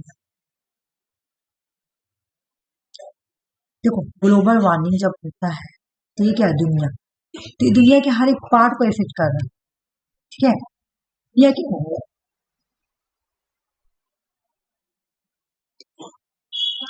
काची अच्छा ठीक ठीक है। तो वो ये नहीं सॉरी, हाँ यही तो पढ़ा रहे थे। तो ट्रेजिडी ऑफ कॉमन का मतलब क्या है? अगर तुम इन्वायरमेंट को नहीं बचाओगे, अगर तुम सस्टेनेबल डेवलपमेंट नहीं करोगे, अगर तुम स्पेस की मॉडल यूज नहीं करोगे, तो तब तुम्हारा ट्रेजिडी ऑफ कॉमन हो जाएगा। ट्रेजिडी ऑफ कॉमन का मतलब ये है कि मान लो कि वर्ल्ड का कोई भी पार्ट को अगर नुकसान, जैसे ग्लोबल वार्मिंग हुआ, तो ग्लोबल वार्मिंग क्या कोई एक स्टेट को हुआ या कोई एक कंट्री को हुआ? पूरे वर्ल्ड को हो रहा ग्लोबल वार्मिंग का इफेक्ट। बताओ, इतना कम उम्र में लोग डेट कर रहे हैं, इतना कम उम्र में लोग डेट कर रहे हैं, इतने कम उम्र में बच्चों को हार्ट की बीमारी हो रही है, इतने कम उम्र में डिफरेंट डिफरेंट डिजीज हो रही है बच्चों की। तो बताओ वो सब क्या है? वो सब तुम्हारा इन्वायरमेंट चेंज होने की वजह से, खाना में मिलावट होने की वजह से, इन्वायरमेंट बर्बाद होने की वजह से हो रहा है। तो बताओ जब तुम्हारा ट्रेजिडी हो रहा, तो क्या एक दो लोगों को हो रहा है या एक स्टेट को हो रहा पार्टिकुलर, या फिर एक कंट्री को हो रहा? सभी लोगों को हो रहा है, सभी लोगों को हो रहा है, ट्रेजिडी ऑफ कॉमन हो रहा है, ठीक है। तो भाई बच्चों इससे, ये किसने दिया? गैरेट। यहाँ क्या याद करना, ट्रेजिडी ऑफ कॉमन किसने दिया? गैरेट हार्डिंग ने दिया। पता ये छोटा है, वैसे इंडिविजुअल इंडिविजुअल लिखा हुआ ना, इसलिए पेज ज्यादा बड़ा लगा, ठीक है। अब स्पेसशिप कॉवबॉय मॉडल, ठीक है। कॉवबॉय मॉडल जो है, ये जो है ना ट्रेजिडी ऑफ कॉमन, बोलेगा भाई सुनो, अगर तुम करोगे कॉवबॉय मेंटेलिटी अगर रखोगे ना, तो तुम्हारा ट्रेजिडी ऑफ कॉमन हो जाएगा। अगर तुम कॉवबॉय वाले मेंटेलिटी रखोगे ना, ठीक है, तो तुम्हारे साथ ट्रेजिडी ऑफ कॉमन हो जाएगा। क्या है ये? कैसे? बोलो सुनो, कॉवबॉय क्या करता है, जब वो एनिमल्स को ले जाता है चराने के लिए, है ना, गाय बकरी इन लोगों को ले जाता है चराने के लिए, तो वो क्या करता है, मैदान में उन लोगों को खुले तौर पे छोड़ देता है, और वो एनिमल्स क्या करते हैं, खुले तौर पे पूरा फ्री होके पूरा खाते हैं, और खाते खाते हो सके किसी के घर में चले जाए, उनके घर के सामान बर्बाद कर दे, है ना, और पूरा घास भी एकदम खुले तौर पे बर्बाद करने के लिए छोड़ देते हैं। तो ये कॉवबॉय जो है ना, इसी तरह इंसान भी है, दुनिया में जितना भी चीज है ना उसको अनलिमिटेड यूज कर रहा है, जरूरत से ज्यादा। जितना तो मैं क्या बोल रहा हूँ, जितना जरूरत आप उतना यूज करो। मैं आपको कॉम्प्रोमाइज करने तो मैं नहीं बोल रहा हूँ आपको, मैं बोल रहा हूँ आपको जितना जरूरत है, जितना नीड है उतना यूज करो, ठीक है। अब बाकी अपने फ्यूचर के लिए छोड़ दो। लेकिन आप लोग पता क्या कर रहे हैं, आप लोगों को जितना जरूरत है उससे ज्यादा यूज कर रहे हैं आप लोग, ठीक है, वो गलत है। उससे क्या होगा? ट्रेजिडी ऑफ कॉमन होगा। तो क्यों ट्रेजिडी ऑफ कॉमन होगा? क्योंकि आपका मेंटेलिटी कॉवबॉय हो गया है। इसे कॉवबॉय क्या करता है, अपने एनिमल्स को छोड़ देता है, जाओ भाई जितना नुकसान करना करो। उसे तुम लोग भी कर रहे हो, इन्वायरमेंट को बर्बाद कर रहे हो खुले तौर पर, ठीक है। ट्रेजिडी ऑफ कॉमन होगा तो सभी को नुकसान होगा, ठीक है। तो जितने भी सुनो, जितनी भी तुम्हारे इकोलॉजिस्ट है, वो कॉवबॉय को क्या करते हैं? क्रिटिसाइज करते हैं, ठीक है ना, क्रिटिसाइज करते हैं। और सपोर्ट किसको करते हैं? स्पेसिफिक मॉडल को सपोर्ट करते हैं, और तुम्हारा सस्टेनेबल डेवलपमेंट को सपोर्ट करते हैं, ठीक है। समझ में आ गया? अब आ जाओ, ये भी आया हुआ है इफ सच मास्टर्स, इनके बुक का नाम है स्मॉल इज ब्यूटी। इनका पूरा बुक है small is beauty, study of economic as if people matter. ये बोलते भाई सुनो, सबसे अच्छा क्या करो, बुद्धिस्ट इकोनॉमिक फिलॉसफी को इंट्रोड्यूस करो, बहुत अच्छी, ठीक है।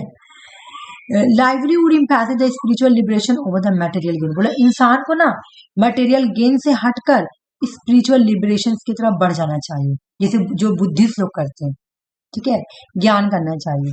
और इसीलिए इन्होंने एक कॉन्सेप्ट दिया जिसका नाम था स्मॉल इज ब्यूटी। छोटा है लेकिन बहुत खूबसूरत है, ये बोल रहे हैं, ठीक है। हमारा जो फॉसिल फ्यूल का यूज है ना, उसके साथ बुद्धिस्ट फिलॉसफी को यूज करते हैं। सामने आया हुआ है कि स्मॉल इज, यही आया हुआ है, स्मॉल इज ब्यूटीफुल किसका है? एक सच मास्टर का है, ठीक है। इन्वायरमेंटल एथिक्स का मतलब क्या है? बोले कि environmental ethic is a non human centre approach to the morality in ethics. बोले भाई सुनो, तुम ना अगर तुम्हारे अंदर तुम अगर ह्यूमन सेंटर नहीं हो, अगर तुम ह्यूमन सेंटर नहीं है, तुम सिर्फ इंसान के लिए बेनिफिट नहीं सोच रहे हो, ठीक है, तब तुम एथिक्स, तुम्हारे अंदर एथिक्स है। तुम नॉन ह्यूमन सेंटर हो, नॉन ह्यूमन सेंटर मतलब तुम अपने फायदे, सिर्फ अपने फायदे बेनिफिट के बारे में नहीं सोच रहे हो, ठीक है। सिर्फ तुम अपने बेनिफिट के बारे में तुम नहीं सोच रहे, तो तुम नॉन ह्यूमन सेंटर, ठीक है। यानी तुम्हारे अंदर मॉरलिटी, तुम्हारे अंदर एथिक्स, ठीक है। दिस मीन्स यानी तुम्हारे अंदर दूसरे एनिमल्स, दूसरे ऑर्गेनिजम्स के लिए, है ना, इम्पोर्टेंट है, यानी इक्वली इम्पोर्टेंट और एज ए ह्यूमन बीइंग, यानी तुम ह्यूमन बीइंग के बराबर एनिमल्स और प्लांट्स को भी इम्पोर्टेंट देते हो, यानी इन्वायरमेंटल, ठीक से, ठीक है। तो जितने भी इकोलॉजीज है वो इन्वायरमेंटल एथिक्स को सपोर्ट कर रहे हैं। The case for animal rights, ये किसने दिया था? टॉम रैगन, बस याद करो। The case for animal rights किसका है? टॉम रैगन का है, ठीक है। अच्छा बता ही देती हूँ, ये क्या बोलते हैं? All creature that are the subject of the for life and भाई बोलो, all creatures that are the subject of life quality for right, बोले जितने भी क्रिएचर है सब इक्वली पैदा हुए हैं, तो उनको भी वही राइट मिलना चाहिए, ये नहीं उनको मार के खत्म कर दे। एनिमल को क्रिएचर बोल रहे हैं, जिस तरह इंसान है उसी तरह क्रिएचर भी है, ठीक है। तो टॉम रैगन का है फॉर एनिमल राइट्स, ठीक है। गया is the name of the Greek gods of the अर्थ। गया हाइपोथेसिस को क्वाइन किसने किया था? अच्छा क्वाइन में नहीं लिखी हूँ, अच्छा नीचे होगा गया हाइपोथेसिस, क्वाइन वाला वर्ड में नहीं लिखी हूँ किसने किया, वो एग्जाम में क्वेश्चन भी आया हुआ था, ऐसे कैसे हो सकता है? इसके लिए दो थिंकर का मैं नाम लिखी हूँ, जेम्स लेवलॉक और लेनिड मार्ग्यूल्स, ठीक है। 1970 में इनको प्रपोज किया गया था, ऑर्गेनिज्म इन ऑर्गेनिज्म के बीच में स्टडी करने के लिए, और हम करते हैं होगा कहीं ना कहीं तो होगा, मैं तो लिखी ही थी। गया हाइपोथेसिस जो है क्या बोलती है? Earth is the best understood living entity. Earth को तुमको समझना है लिविंग एंटिटी के जैसे समझो, जिस तरह एक इंसान है, इंसान के अंदर हैंड होती है, पैर होती है, ये होती है, इसी तरह इन्वायरमेंट में तुम्हारा मन है ना, ह्यूमन है, तुम्हारा इन्वायरमेंट है, इन्वायरमेंट में तुम्हारा प्लांट है, एनिमल है, ये सब क्या बॉडी पार्ट है, ये दुनिया का पूरा बॉडी पार्ट है, एनिमल प्लांट ह्यूमन, ये सब बॉडी पार्ट है। अब तुम ये पर्सन का हाथ काट दो, देखने में कितना खराब लगेगा, है ना। उसी तरह अगर तुम इन्वायरमेंट से प्लांट को हटा दो तो क्या प्लांट देखने में अच्छा लगे?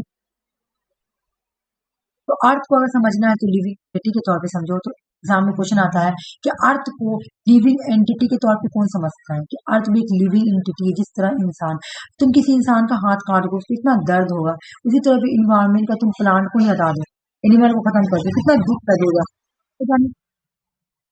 अर्थ as the single organism a supreme god of the earth. Earth जो है ये एक ऑर्गेनिज्म है, सिंगल ऑर्गेनिज्म, और ये गॉडेज है अर्थ का, देवी है अर्थ का। उसके बाद गया ए new look at the life on earth, James Lovelock की बुक है। जेम्स लवलॉक की एक और बुक है, गया जहां पे आएगा जेम्स लवलॉक की बुक है ना, the age of Gaia, a biography on our living earth, ये भी तुम्हारा जेम्स लवलॉक। अच्छा किसने क्वाइन किया था मैं वो नहीं लाई, ठीक है ना, तो वो क्वेश्चंस में आया हुआ है, क्वेश्चंस के थ्रू वो कंप्लीट करा दूंगी, ठीक है। इकोलॉजिम्स की 3 टाइप होती है, एक का नाम है मॉडर्निटी, एक का नाम है सोशल, एक का नाम है डीप। सबसे अच्छा ये है डीप इकोलॉजी। सैलो इकोलॉजी सिर्फ ऊपर ऊपर का बात करती है, मॉडर्न रिफॉर्म जैसे ऊपर ऊपर का, जैसे हम लोग पेरिस एग्रीमेंट होता है ना, वो सैलो इकोलॉजी का एग्जाम्पल है। यहाँ पे बोलते हैं इन्वायरमेंट को हम लोग बचाएंगे, लेकिन कुछ करते थोड़ी है, थोड़ी वो लोग अपना कुछ मतलब ये करते हैं, इनिशिएटिव करते हैं कि हाँ हम लोगों को कुछ करना चाहिए, नहीं, वो लोग मॉडर्निस्ट है, रिफॉर्म इकोलॉजी है, राइट विंग्स है, ठीक है।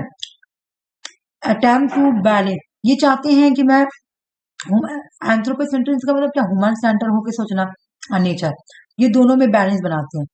ये सोचते हैं कि मेरा फायदा भी हो, ठीक है, इंसान को बेनिफिट भी हो और नेचर भी खराब ना हो, ठीक है।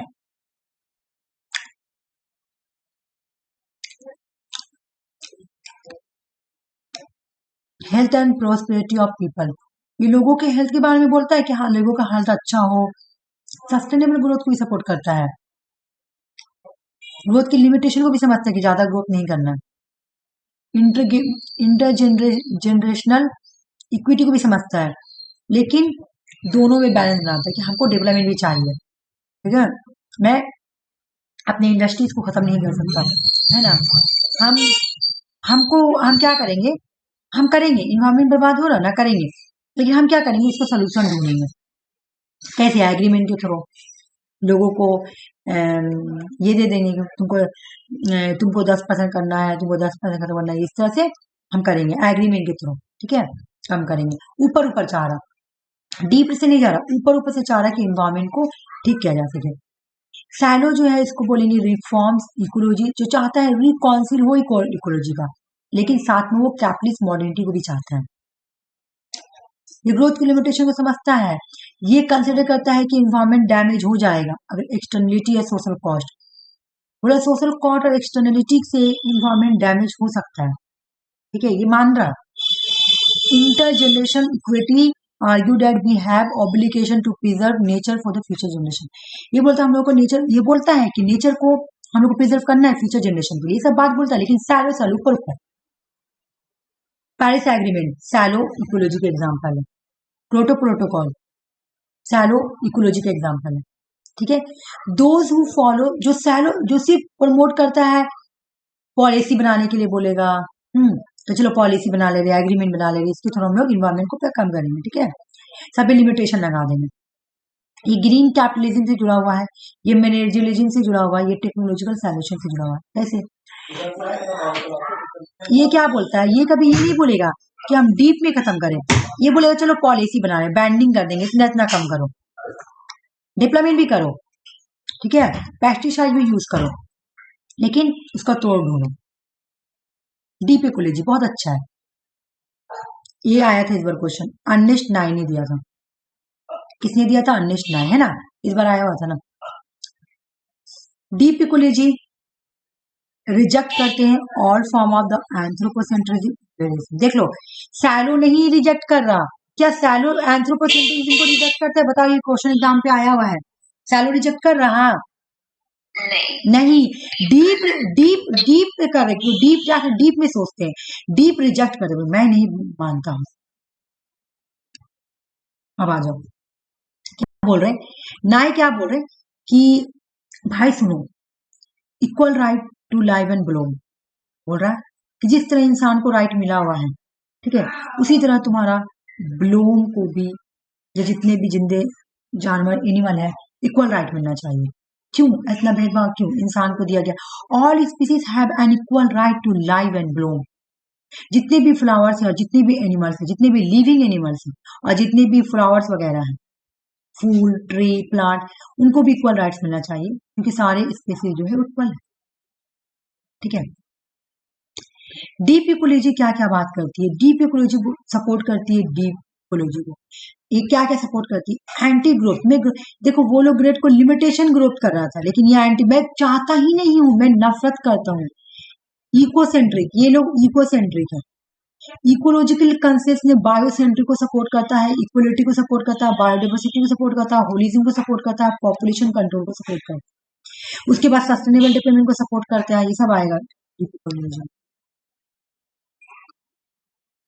एक चीज और हम लोग पढ़े क्या, हम लोग पढ़े यहाँ पे देखना, हम लोग पढ़े 3 इकोलॉजी के टाइप है। मॉडर्निटी पढ़ लिए, सोशल डीप पढ़ लिए, अब सोशल पढ़ेंगे, क्योंकि सोशल का 3 टाइप है। ठीक है,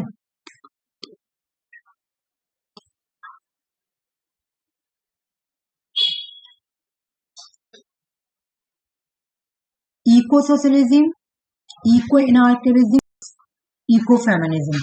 ठीक है, आ जाओ। सोशल इकोलॉजी जो है ना, इसके 3 टाइप है, इको सोशलिज्म, इको एनार्किज्म और इको फेमिनिज्म। पहले इको पढ़ते, इको सोशलिज्म। इको सोशलिज्म के मेन थिंकर है रुडोल्फ बैरो। ठीक है, the idea that the root cause of the environment crisis, अब ये लोग क्या बोलेंगे, ये लोग रीजन बताइए किसकी किसकी वजह से क्राइसिस। देखो सोशलिज्म, ये सोशलिज्म किससे नफरत करता है, जल्दी बताओ, मैं पढ़ाई तुम लोगों को। सोशलिज्म किसके अगेंस्ट आया था, बताओ। क्या बोले? कैपिटलिज्म। कैपिटलिज्म बोले, सोशलिज्म किसके अगेंस्ट आया था? कैपिटलिज्म। हाँ, ये कैपिटलिज्म को पसंद नहीं करता। ठीक है, तो इसका ये जो सोशलिज्म का टाइप है, इकोलिज्म का, इसका नाम है इको सोशलिज्म। तो ये क्या रीजन बताएगा? ये बोलेगा इन्वायरमेंट जो बर्बाद हो रहा है ना,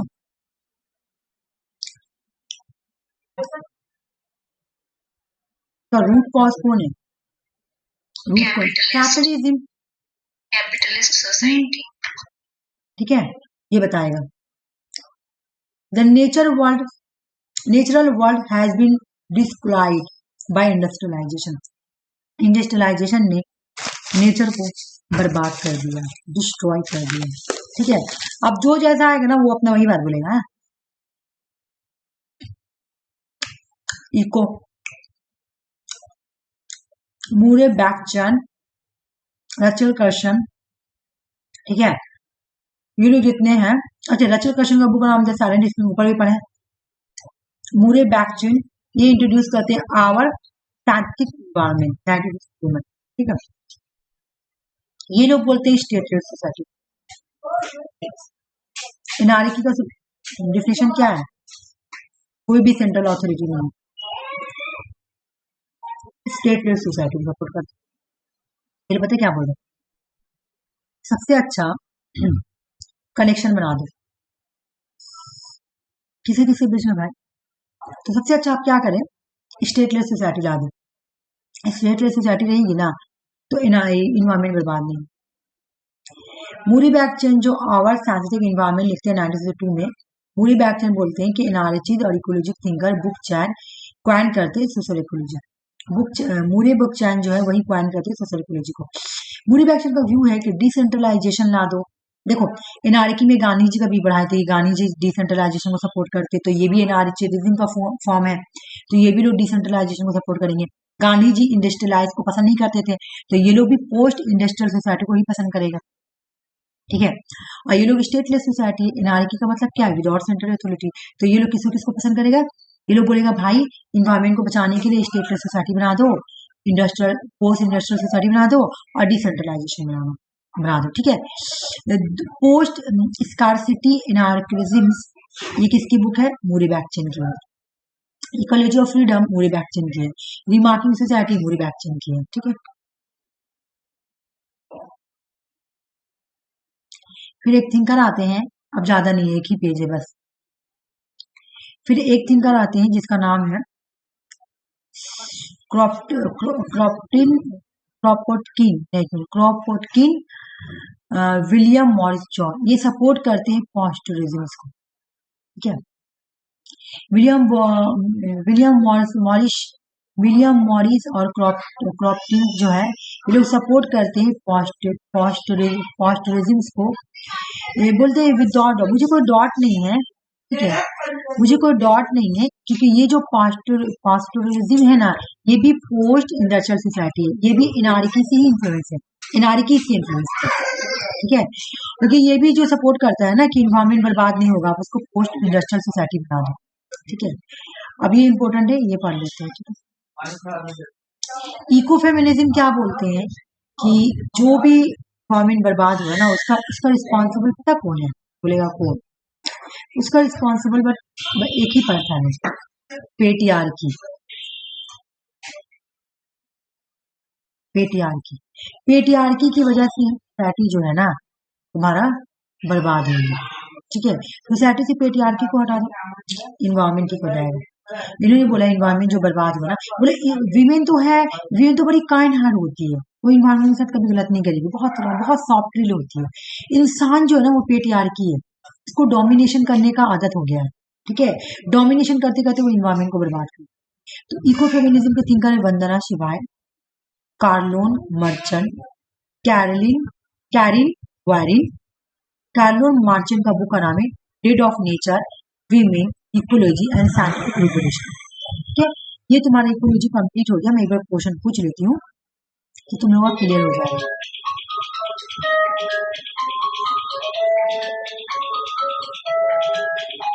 मैं एक बार क्वेश्चन पूछी, जल्दी बता देना है।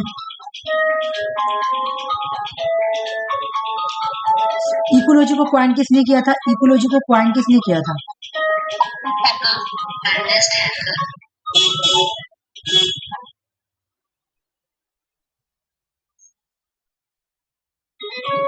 ड्राइव कहाँ से किया गया था,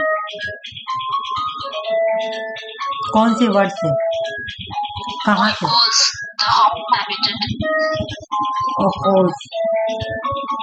ठीक है। इसका मतलब क्या होगा? The horse habitat. House hold, ठीक है, और हैबिटेट, ठीक है, समझ में आ गया। साइलेंट स्प्रिंग बुक किसका है?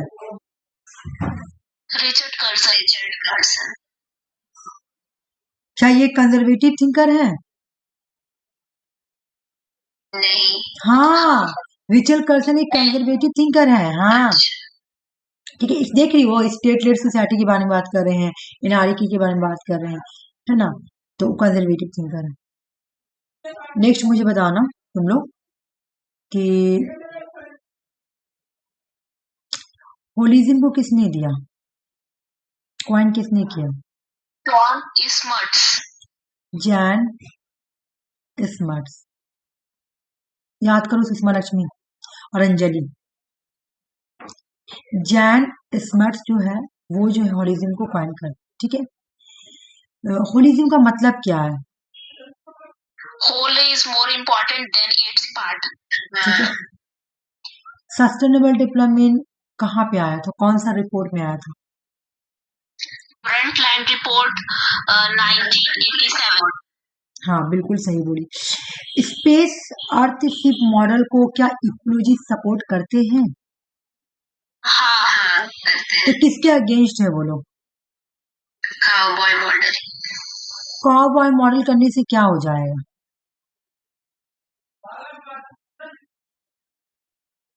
बोलो, ट्रेजेडी ऑफ कॉमन हो जाएगा। और ट्रेजेडी ऑफ कॉमन जो है इसको कॉइन किसने किया था, इंट्रोड्यूस किसने किया था? Garrett Hardin. गैरेट हार्डिन, बिल्कुल, very good. Small is a beauty किसका बुक है? Small is a beautiful. अच्छा, ठीक है। क्या इन्वायरमेंटल एथिक्स को इकोलॉजी सपोर्ट करते हैं? इन्वायरमेंटल एथिक्स को हाँ करते हैं। The case for animal rights किसकी बुक है? Tom Campbell. टॉम कैम्बल, बिल्कुल। ओके, मैं इसका गया हाइपोथेसिस कॉइन का नहीं लिखी ना, अच्छा क्वेश्चंस को थोड़ा मैं करा दे। गया हाइपोथेसिस अर्थ को क्या समझती है? एक लिविंग एंटिटी। ठीक है। A new look at life on earth किसकी book? James Lovelock. A biography of our living earth. James Lovelock. Okay, मुझे बता। हाँ, नहीं, ठीक बोली, जेम्स लेवलॉक। मुझे बताना, ठीक है, एंथ्रोपोसेंट्रिज्म। हाँ बोल। के साथ लेवलॉक भी था ना? क्या? जेम्स लेवलॉक के साथ एक और थिंकर था, लिवर्जिनी, क्या नाम था? नहीं, ये था जो मैं बता रही हूँ, एक मिनट। मार्गुलिस था, मार्गुलिस, दिखा देती हूँ। अच्छा, हाँ ठीक है। हाँ, मार्गुलिस। हाँ मार्गुलिस। ये अभी तक आया नहीं, लेकिन जेम्स लेवलॉक आ चुके हैं।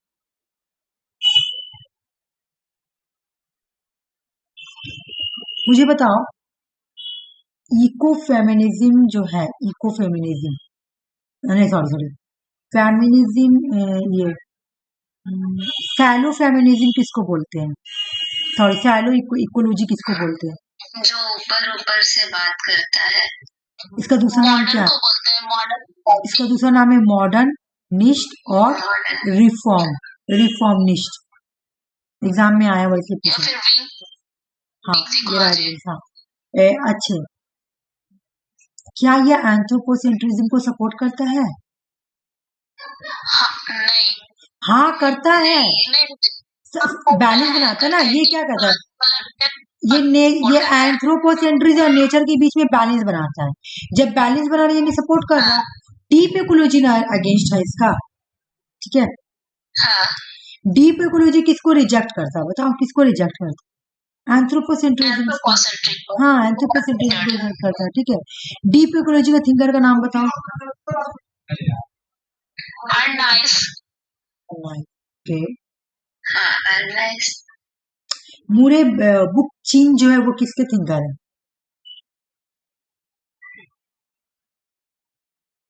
वो इसके इको सोशियोलॉजी का है, इको इनार्किज्म्स का है। ठीक है, मैं डार्किज्म। हाँ देख लो, 3 टैब है, 3 का थिंकर देख लो। इको सोशलिज्म्स में रुडोल्फ बैरो, इको इनार्किज्म्स में तुम्हारा रचल कर्शन और मुरे बैकचिन, और तुम्हारा कहाँ गया? इको फेमिनिज्म, नहीं इको डीप इकोलॉजी में 9 हो गया। ठीक है, बाकी तो सब हो गया ना। हाँ, और बाकी जो 3 क्या नाम, इको फेमिनिज्म का बताओ, इको फेमिनिज्म के कौन कौन? वंदना शिवा, हाँ हाँ वंदना शिवा और कैरोल मर्चेंट, और एक और है कैरन वेरिन। अच्छा, कैरोल मर्चेंट का बुक का नाम बताओ तो। हाँ वो याद था, भूल गया। Dead of nature, dead of nature, dead of nature, dead of nature. ऐसे लग रहा टाइम दम हाथ में रुक नहीं रहा, मतलब सॉरी तुम जल्दी जल्दी कंप्लीट कराओ, जल्दी जल्दी time. Conservatism is a political and social philosophy जो एम्फेसिस करता है वैल्यू ऑफ ट्रेडिशन। कंजर्वेटिज्म जो है वो ट्रेडिशनल वैल्यू को इम्पोर्टेंट देते हैं, और ये इंस्टीट्यूशन को स्टैब्लिश करने की बात करते हैं, सोशल स्टेबिलिटी को मेंटेन करने की बात। चले, ये ऑथोरिटी और सोशल ऑर्डर पे फोकस करते हैं, ठीक है ना, हायरार्की को भी पसंद करते हैं। सोशल ऑर्डर में से क्या हायरार्की? रेडिकल चेंज को पसंद करते हैं, रिवोल्यूशनरी चेंज, रेडिकल चेंज या रिवोल्यूशनरी चेंज को नहीं, सॉरी रेडिकल चेंज या रिवोल्यूशनरी चेंज को ये पसंद नहीं करते हैं, बल्कि बोलते हैं कि जो रेडिकल चेंज होता है या रिवोल्यूशनरी चेंज होता है वो डेंजर। ये ग्रेजुअल चेंज को पसंद करते हैं, ये लिमिट लगाते हैं गवर्नमेंट के ऊपर, फ्री मार्केट को सपोर्ट करते हैं। ये sympathetic with the free market ideology greater authority of the state की ऑथोरिटी, नेशनलिज्म, इन सारों पर आइडियोलॉजी के ऊपर ये फोकस करते हैं, सबसे इससे जुड़ा हुआ है।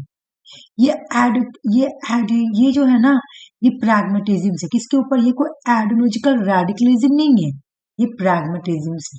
ठीक है, बोलो ये आइडियोलॉजिकल प्रैग्मेटिज्म के ये आइडियोलॉजिकल रेडिकलिज्म के ऊपर प्रैग्मेटिज्म से। Dispositions on attitude of mind, placing faith in pragmatism, ये प्रैग्मेटिज्म पे फेथ करता है, ट्रेडिशन, हिस्ट्री, सब पे फेथ। ये ट्रेडिशंस और कंटिन्यूटी को पसंद करता है।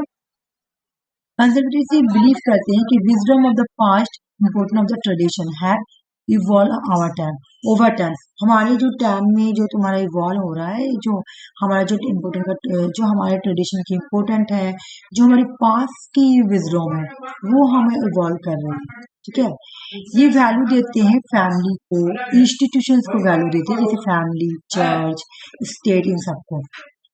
ये ह्यूमन को इम्परफेक्शन देते हैं। कंजर्वेटिव इम्पैसिस करती है कि ट्रेडिशंस जो है, ट्रेडिशन इंस्टीट्यूशन जो है, जो प्रैक्टिस है, वो बहुत इंपॉर्टेंट है। यहाँ से वैल्यू निकल जाती है, जो तुम्हारा ट्रेडिशनल इंस्टीट्यूशन होता है, ट्रेडिशनल इंस्टीट्यूशन या प्रैक्टिस होता है जहाँ पे, वो सब वहां पर से वैल्यू आती है। ठीक है, टैप्स कितने तरह का होते हैं? 3 तरह का। ऑथोरिटेरियन कंजर्वेटिज्म और strong centralised authority, obedience, traditional moral value, it often democracy and liberal individual। बोला कि ये जो है ना ऑथोरिटेरियन कंजर्वेटिज्म, ये बिलीव करता है कि ऐसा ऑथोरिटी जो सेंट्रलाइज ऑथोरिटी हो। ठीक है, और देख रही तुम, कंजर्वेटिज्म ऑथोरिटी को पसंद कर रहे हैं, लेकिन कितने तरह के ऑथोरिटी? एक पहला कंजर्वेटिव पार्ट जो है ऑथोरिटेरियन कंजर्वेटिज्म, यहाँ पे बोल रहे कि पावर जो दिया जाएगा सिर्फ एक राजा को ही दिया जाएगा। यहाँ पे ओबीडियंस होगी, राजा जो भी ऑर्डर करेगा सारे लोग उसकी बात को मानेंगे। यहाँ ट्रेडिशनल मोरल वैल्यूज होगी, ठीक है ना। यहाँ पे ये अपोज करेंगे डेमोक्रेसी या लिबरलिज्म को।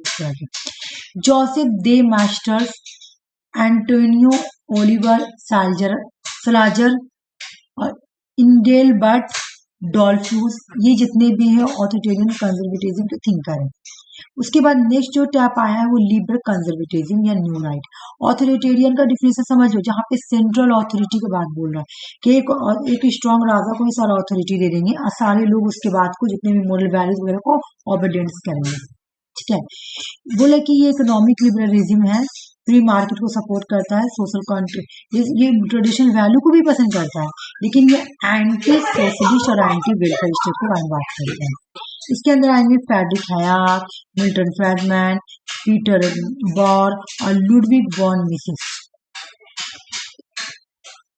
ट्रेडिशनल कंजर्वेटिज्म के जो थिंकर है ये इम्पैसिस करते हैं ट्रेडिशंस, कस्टम्स, सोशल हायरार्की। ये लोग बोल रहे कि भाई देखो, जो हम लोग का ट्रेडिशन है, जो हम लोग कस्टम है, सोशल हायरार्की वो ही तो है, इसको चेंज नहीं करना है। चेंज भी करेंगे तो आहिस्ता आहिस्ता चेंज करेंगे। ठीक है, इसके जो थिंकर है वो एडमंड बर्क है, टी.एस. एलॉयट है, सैमुअल टेलर कॉलराइड्स है, थॉमस कार्ले है, माइकल ऑक्सफोर्ड की 3 बुक पढ़ लो, experience and its mode, rationalism in politics, introduction to the liberal. ठीक है, सोशल कंजर्वेटिज्म जो है ये भी एक टैप है। चलो देखो आगे हो गया। सोशल कंजर्वेटिज्म क्या फोकस करता है? मोरल वैल्यूज के ऊपर, रिलीजियस प्रिंसिपल के ऊपर, कल्चर ट्रेडिशन के ऊपर, सारे एक ही बात बोल रहे हैं ना।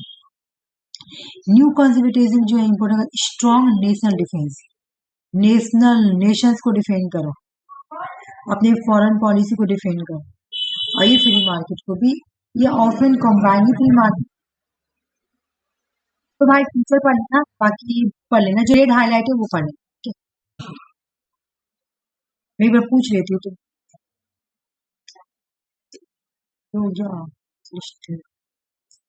सोशलिज्म पढ़ेंगे, ये कंप्लीट हो गया। सोशलिज्म मेजर थिंक है, सोशलिज्म का मैं डिफिनेशन नहीं रखी हूँ। ठीक है, ये पेज मैं इसको पार कर रही हूँ क्योंकि एक पेज मुझे लगा यहाँ से हट गया। नहीं है, मुझे लगा हट गया है, मैंने सिर्फ ये पेज देखी। ठीक है, पहले मैं तुमसे पूछ लेती हूँ। ठीक है, अच्छा कंजर्वेटिज्म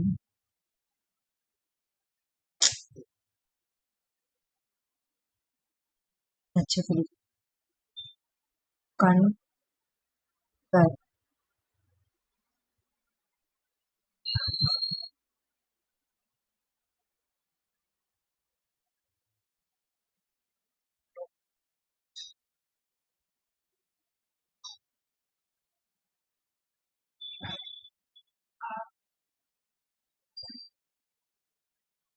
क्या चीज को पसंद करते हैं इसमें से? कंजर्वेटिज्म क्या चीज को पसंद करेंगे?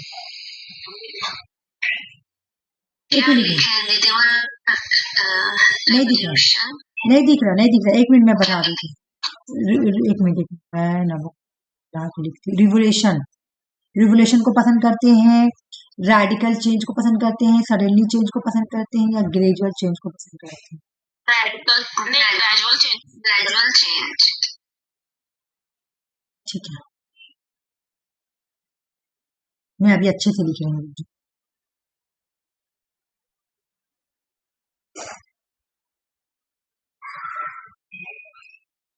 क्या ये ऑथोरिटी को पसंद करते हैं? मुझे बताओ, क्या ये ऑथोरिटी को पसंद करते हैं? हाँ। क्या ये सोशल ऑर्डर को पसंद करते हैं? हाँ। सोशल ऑर्डर का मतलब क्या होता है? हायरार्की। तो क्या ये हायरार्की को पसंद करते हैं? हाँ, करते हैं। ठीक है, अब समझ में आ रहा है ना स्पेलिंग? ठीक है, क्या ये ग्रेजुअल चेंज को पसंद करते हैं? हाँ।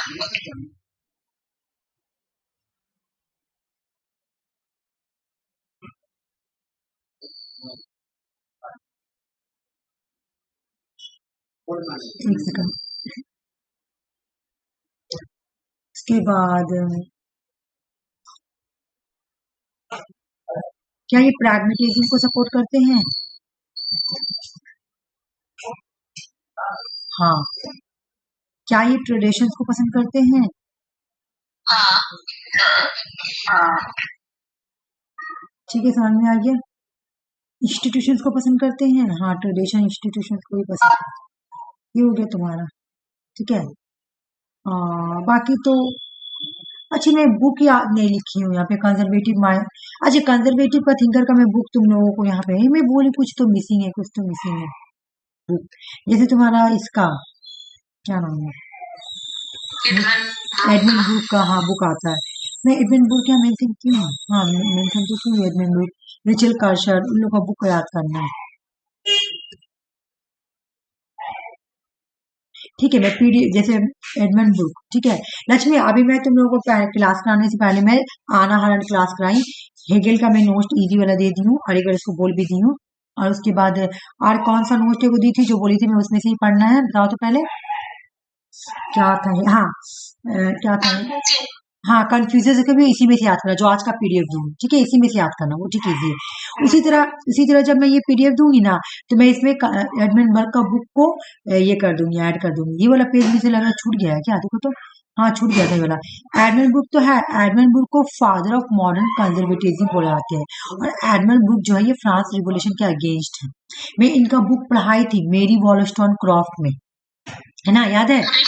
हाँ हाँ, तो इसलिए मैं यहाँ पे इनका बुक नहीं लिखी हूँ, लेकिन मुझे रिचल कर्शन वगैरह की बुक लिखनी चाहिए। कोई बात नहीं, मैं इसमें ऐड कर दूँ रिचल कर्शन की बुक, ठीक है। तो ये वाला तो हो गया तुम्हारा, कहीं और कोई कंफ्यूज, बाकी एमसीक्यू क्वेश्चन सॉल्व करोगे तो तुम कर लो। सोशलिज्म का मतलब क्या है? सोशलिज्म उसको बोलते हैं जो कैपिटलिज्म के अगेंस्ट है। तुम ही अभी अगेंस्ट हो जाओ तो हम तुमको सोशलिज्म बोलेंगे। One of the core principle क्या है सोशलिज्म का, कि socialism and economic equality. One of the core principle है सोशल एंड इकोनॉमिक इक्वलिटी। इनको चाहिए कि सोसाइटी में लोगों को इकोनॉमिक और सोशल इक्वलिटी मिले, ठीक है। ये प्रमोट करते हैं कि जो क्लास डिस्टेंस है ना, और अनइक्वल डिस्ट्रीब्यूशन है ना वेल्थ का उसको रिड्यूस किया जाए, ठीक है।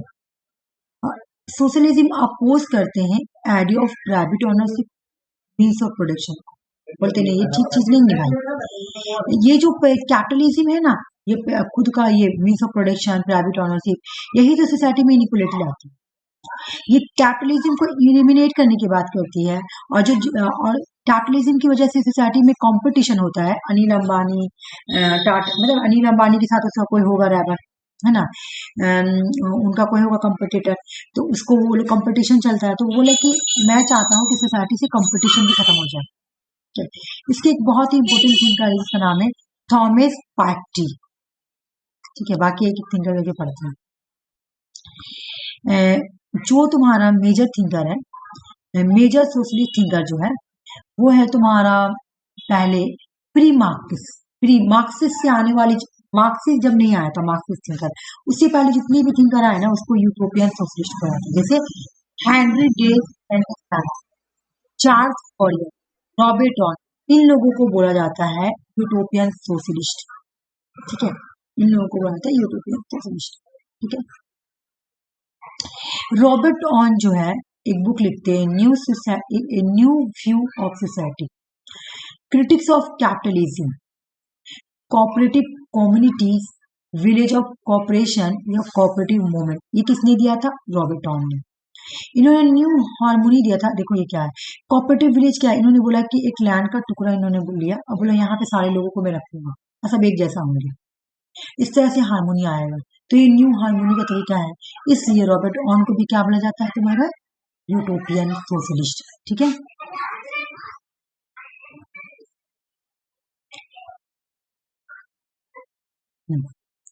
उसके बाद साइंटिफिक थिंकर आते हैं। साइंटिफिक थिंकर जो होते हैं मार्क्स, कार्ल मार्क्स और फ्रीडरिक एंगल्स। कार्ल मार्क्स ये लोग भी सोशलिस्ट भी थे, लोग मार्क्सिस्ट भी थे, है ना। बोले ये लोग जो थे ना, इन दोनों ने एक बुक लिखा था दोनों ने मिलकर, बुक का नाम था कम्युनिस्ट मैनिफेस्टो दास कैपिटल, ठीक है। इस बुक में इन्होंने क्लास स्ट्रगल के बारे में बोला, हिस्टोरिकल मटेरियलिज्म के बारे में बोला, सरप्लस वैल्यू, लिटरेचर के बारे में बोला। इंगल ने भी यही बोला, ठीक है। मैं पार हो रही हूँ, तो ये क्या है भाई, इन लोग भी है। इनको साइंटिफिक सोशलिस्ट बोला जाने लगा।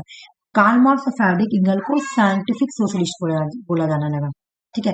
टाइप है ना सोशलिज्म का, पहला टाइप है तुम्हारा यूटोपियन सोशलिस्ट, जिसमें Henry they sent Simon, Charles Fourier, Robert on का कॉन्सेप्ट। उसके बाद सेकंड टाइप है तुम्हारा साइंटिफिक सोशलिस्ट, ठीक है, जिसमें फ्रेडरिक एंगल और कार्ल मार्क्स। डेमोक्रेटिक सोशलिज्म किसको बोलते हैं? यूडॉड ब्रैनस्टैंड को, ठीक है। इन्होंने दिया था, इनका बुक का नाम है इवोल्यूशनरी सोशलिज्म। ये इंट्रोड्यूस करते हैं revisionist argue that the socialism could be achieve through the democratic reform rather the evolution. Democracy में रिफॉर्म कर दो ना, अपने आप चेंज आ जाएगा, रिवीजन कर दो। फैबियन सोशलिज्म के थिंकर है। फैबियन सोशलिज्म याद कर लो, एग्जाम में आता है। Gradual change, gradual peaceful change को पसंद करते हैं, आहिस्ता आहिस्ता। जहाँ पे देखो मार्क्सिज्म, जितने भी सोशलिज्म में क्या बोला कि रिवोल्यूशन होगा तो चेंज होगा, नहीं मार्क्सिस्ट बोलते हैं। ये लोग का भी कुछ ऐसे ही कॉन्सेप्ट है कि रिवोल्यूशन होगा तो चेंज होगा, ठीक है। ये लोग तरीका बता रहे कैसे कैसे रिवोल्यूशन होगा। डेमोक्रेटिक सोशलिस्ट बोले कि रिवेनिस्ट, फैबियन सोशलिस्ट बोले ग्रेजुअल चेंज, आस्ते आस्ते रिवोल्यूशन करो, एक बैग नहीं हटेगा, आस्ते आस्ते चेंज करो, हट जाएगा, कैपिटलिज्म भाग जाएगा, आस्ते आस्ते चेंज करो ना। इसके मेन थिंकर है सिडनी वेब, बेट राइस बेग और जॉर्ज बर्नर्ड शॉ। ये लोग फैबियन सोसाइटी के फाउंडर हैं। इसके बाद है एनार्किस्ट सोशलिस्ट, चौथे प्रधान। वो बोलते हैं कि प्रॉपर्टी इज ए थीफ, ठीक है। अगर कोई पूछे प्रॉपर्टी इज ए थीफ किसने बोला, तो प्रधान ने बोला, ठीक है। ये एडवोकेट करते हैं mutualism and state lead socialism, कि भाई आप क्या करो, स्टेट लेड, जितने भी एनार्किस्ट होंगे ना वो स्टेट लेड सोसाइटी को सपोर्ट करेंगे। स्टेट लेड बना दो, अपने साथ कैपिटलिज्म खत्म हो जाएगा। सैंडिकलिज्म जो है ना, सैंडिकलिज्म जो है ये ट्रेड यूनियन है, ठीक है। ट्रेड यूनियन तुमने देखी होगी, बड़े बड़े कंपनी में तुम्हारा यूनियन है, ठीक है। ये लोग क्या करते हैं, अपने वर्कर के गोल को पूरा करते हैं, है ना। यूनियन क्या करते हैं, बड़े बड़े स्ट्राइक करते हैं कंपनी के अंदर। मेरे पापा करते थे काम, याद है बच्चा में, मेरे पापा पेट्रोल टैंकर के ड्राइवर थे। मेरे पापा रोज जाते थे गाड़ी चलाने के लिए, तो वहां पे यूनियन का स्ट्राइक चल रहा था, तो मेरे पापा लौट के चलाते थे। कहा भाई यूनियन स्ट्राइक चल रहा, ठीक है। वो प्राइवेट गाड़ी थी, तो प्राइवेट जैसे बड़े बड़े कंपनी वगैरह में तुमको मिलेगी ट्रेड यूनियन, ठीक है, जो स्ट्राइक करते हैं बराबर। ये लोग रिवोल्यूशनरी सैंडिकलिज्म कहते हैं, क्योंकि ये लोग रिवोल्यूशनरी तरीके से चेंज लाएंगे। बोले कि सैंडिकलिज्म के अंदर क्या आएगा, ट्रेड यूनियन। ये एक मूवमेंट चाहते हैं स्टैब्लिश करना कि सोशलिज्म के थ्रू डायरेक्ट एक्शन करते हैं, बाय वर्कर के थ्रू डायरेक्ट एक्शन किया जाता है, ठीक ना। किसके थ्रू वर्कर करते हैं, लेकिन साथ कौन देता है, ट्रेड यूनियन, सब मिलकर करते हैं ना।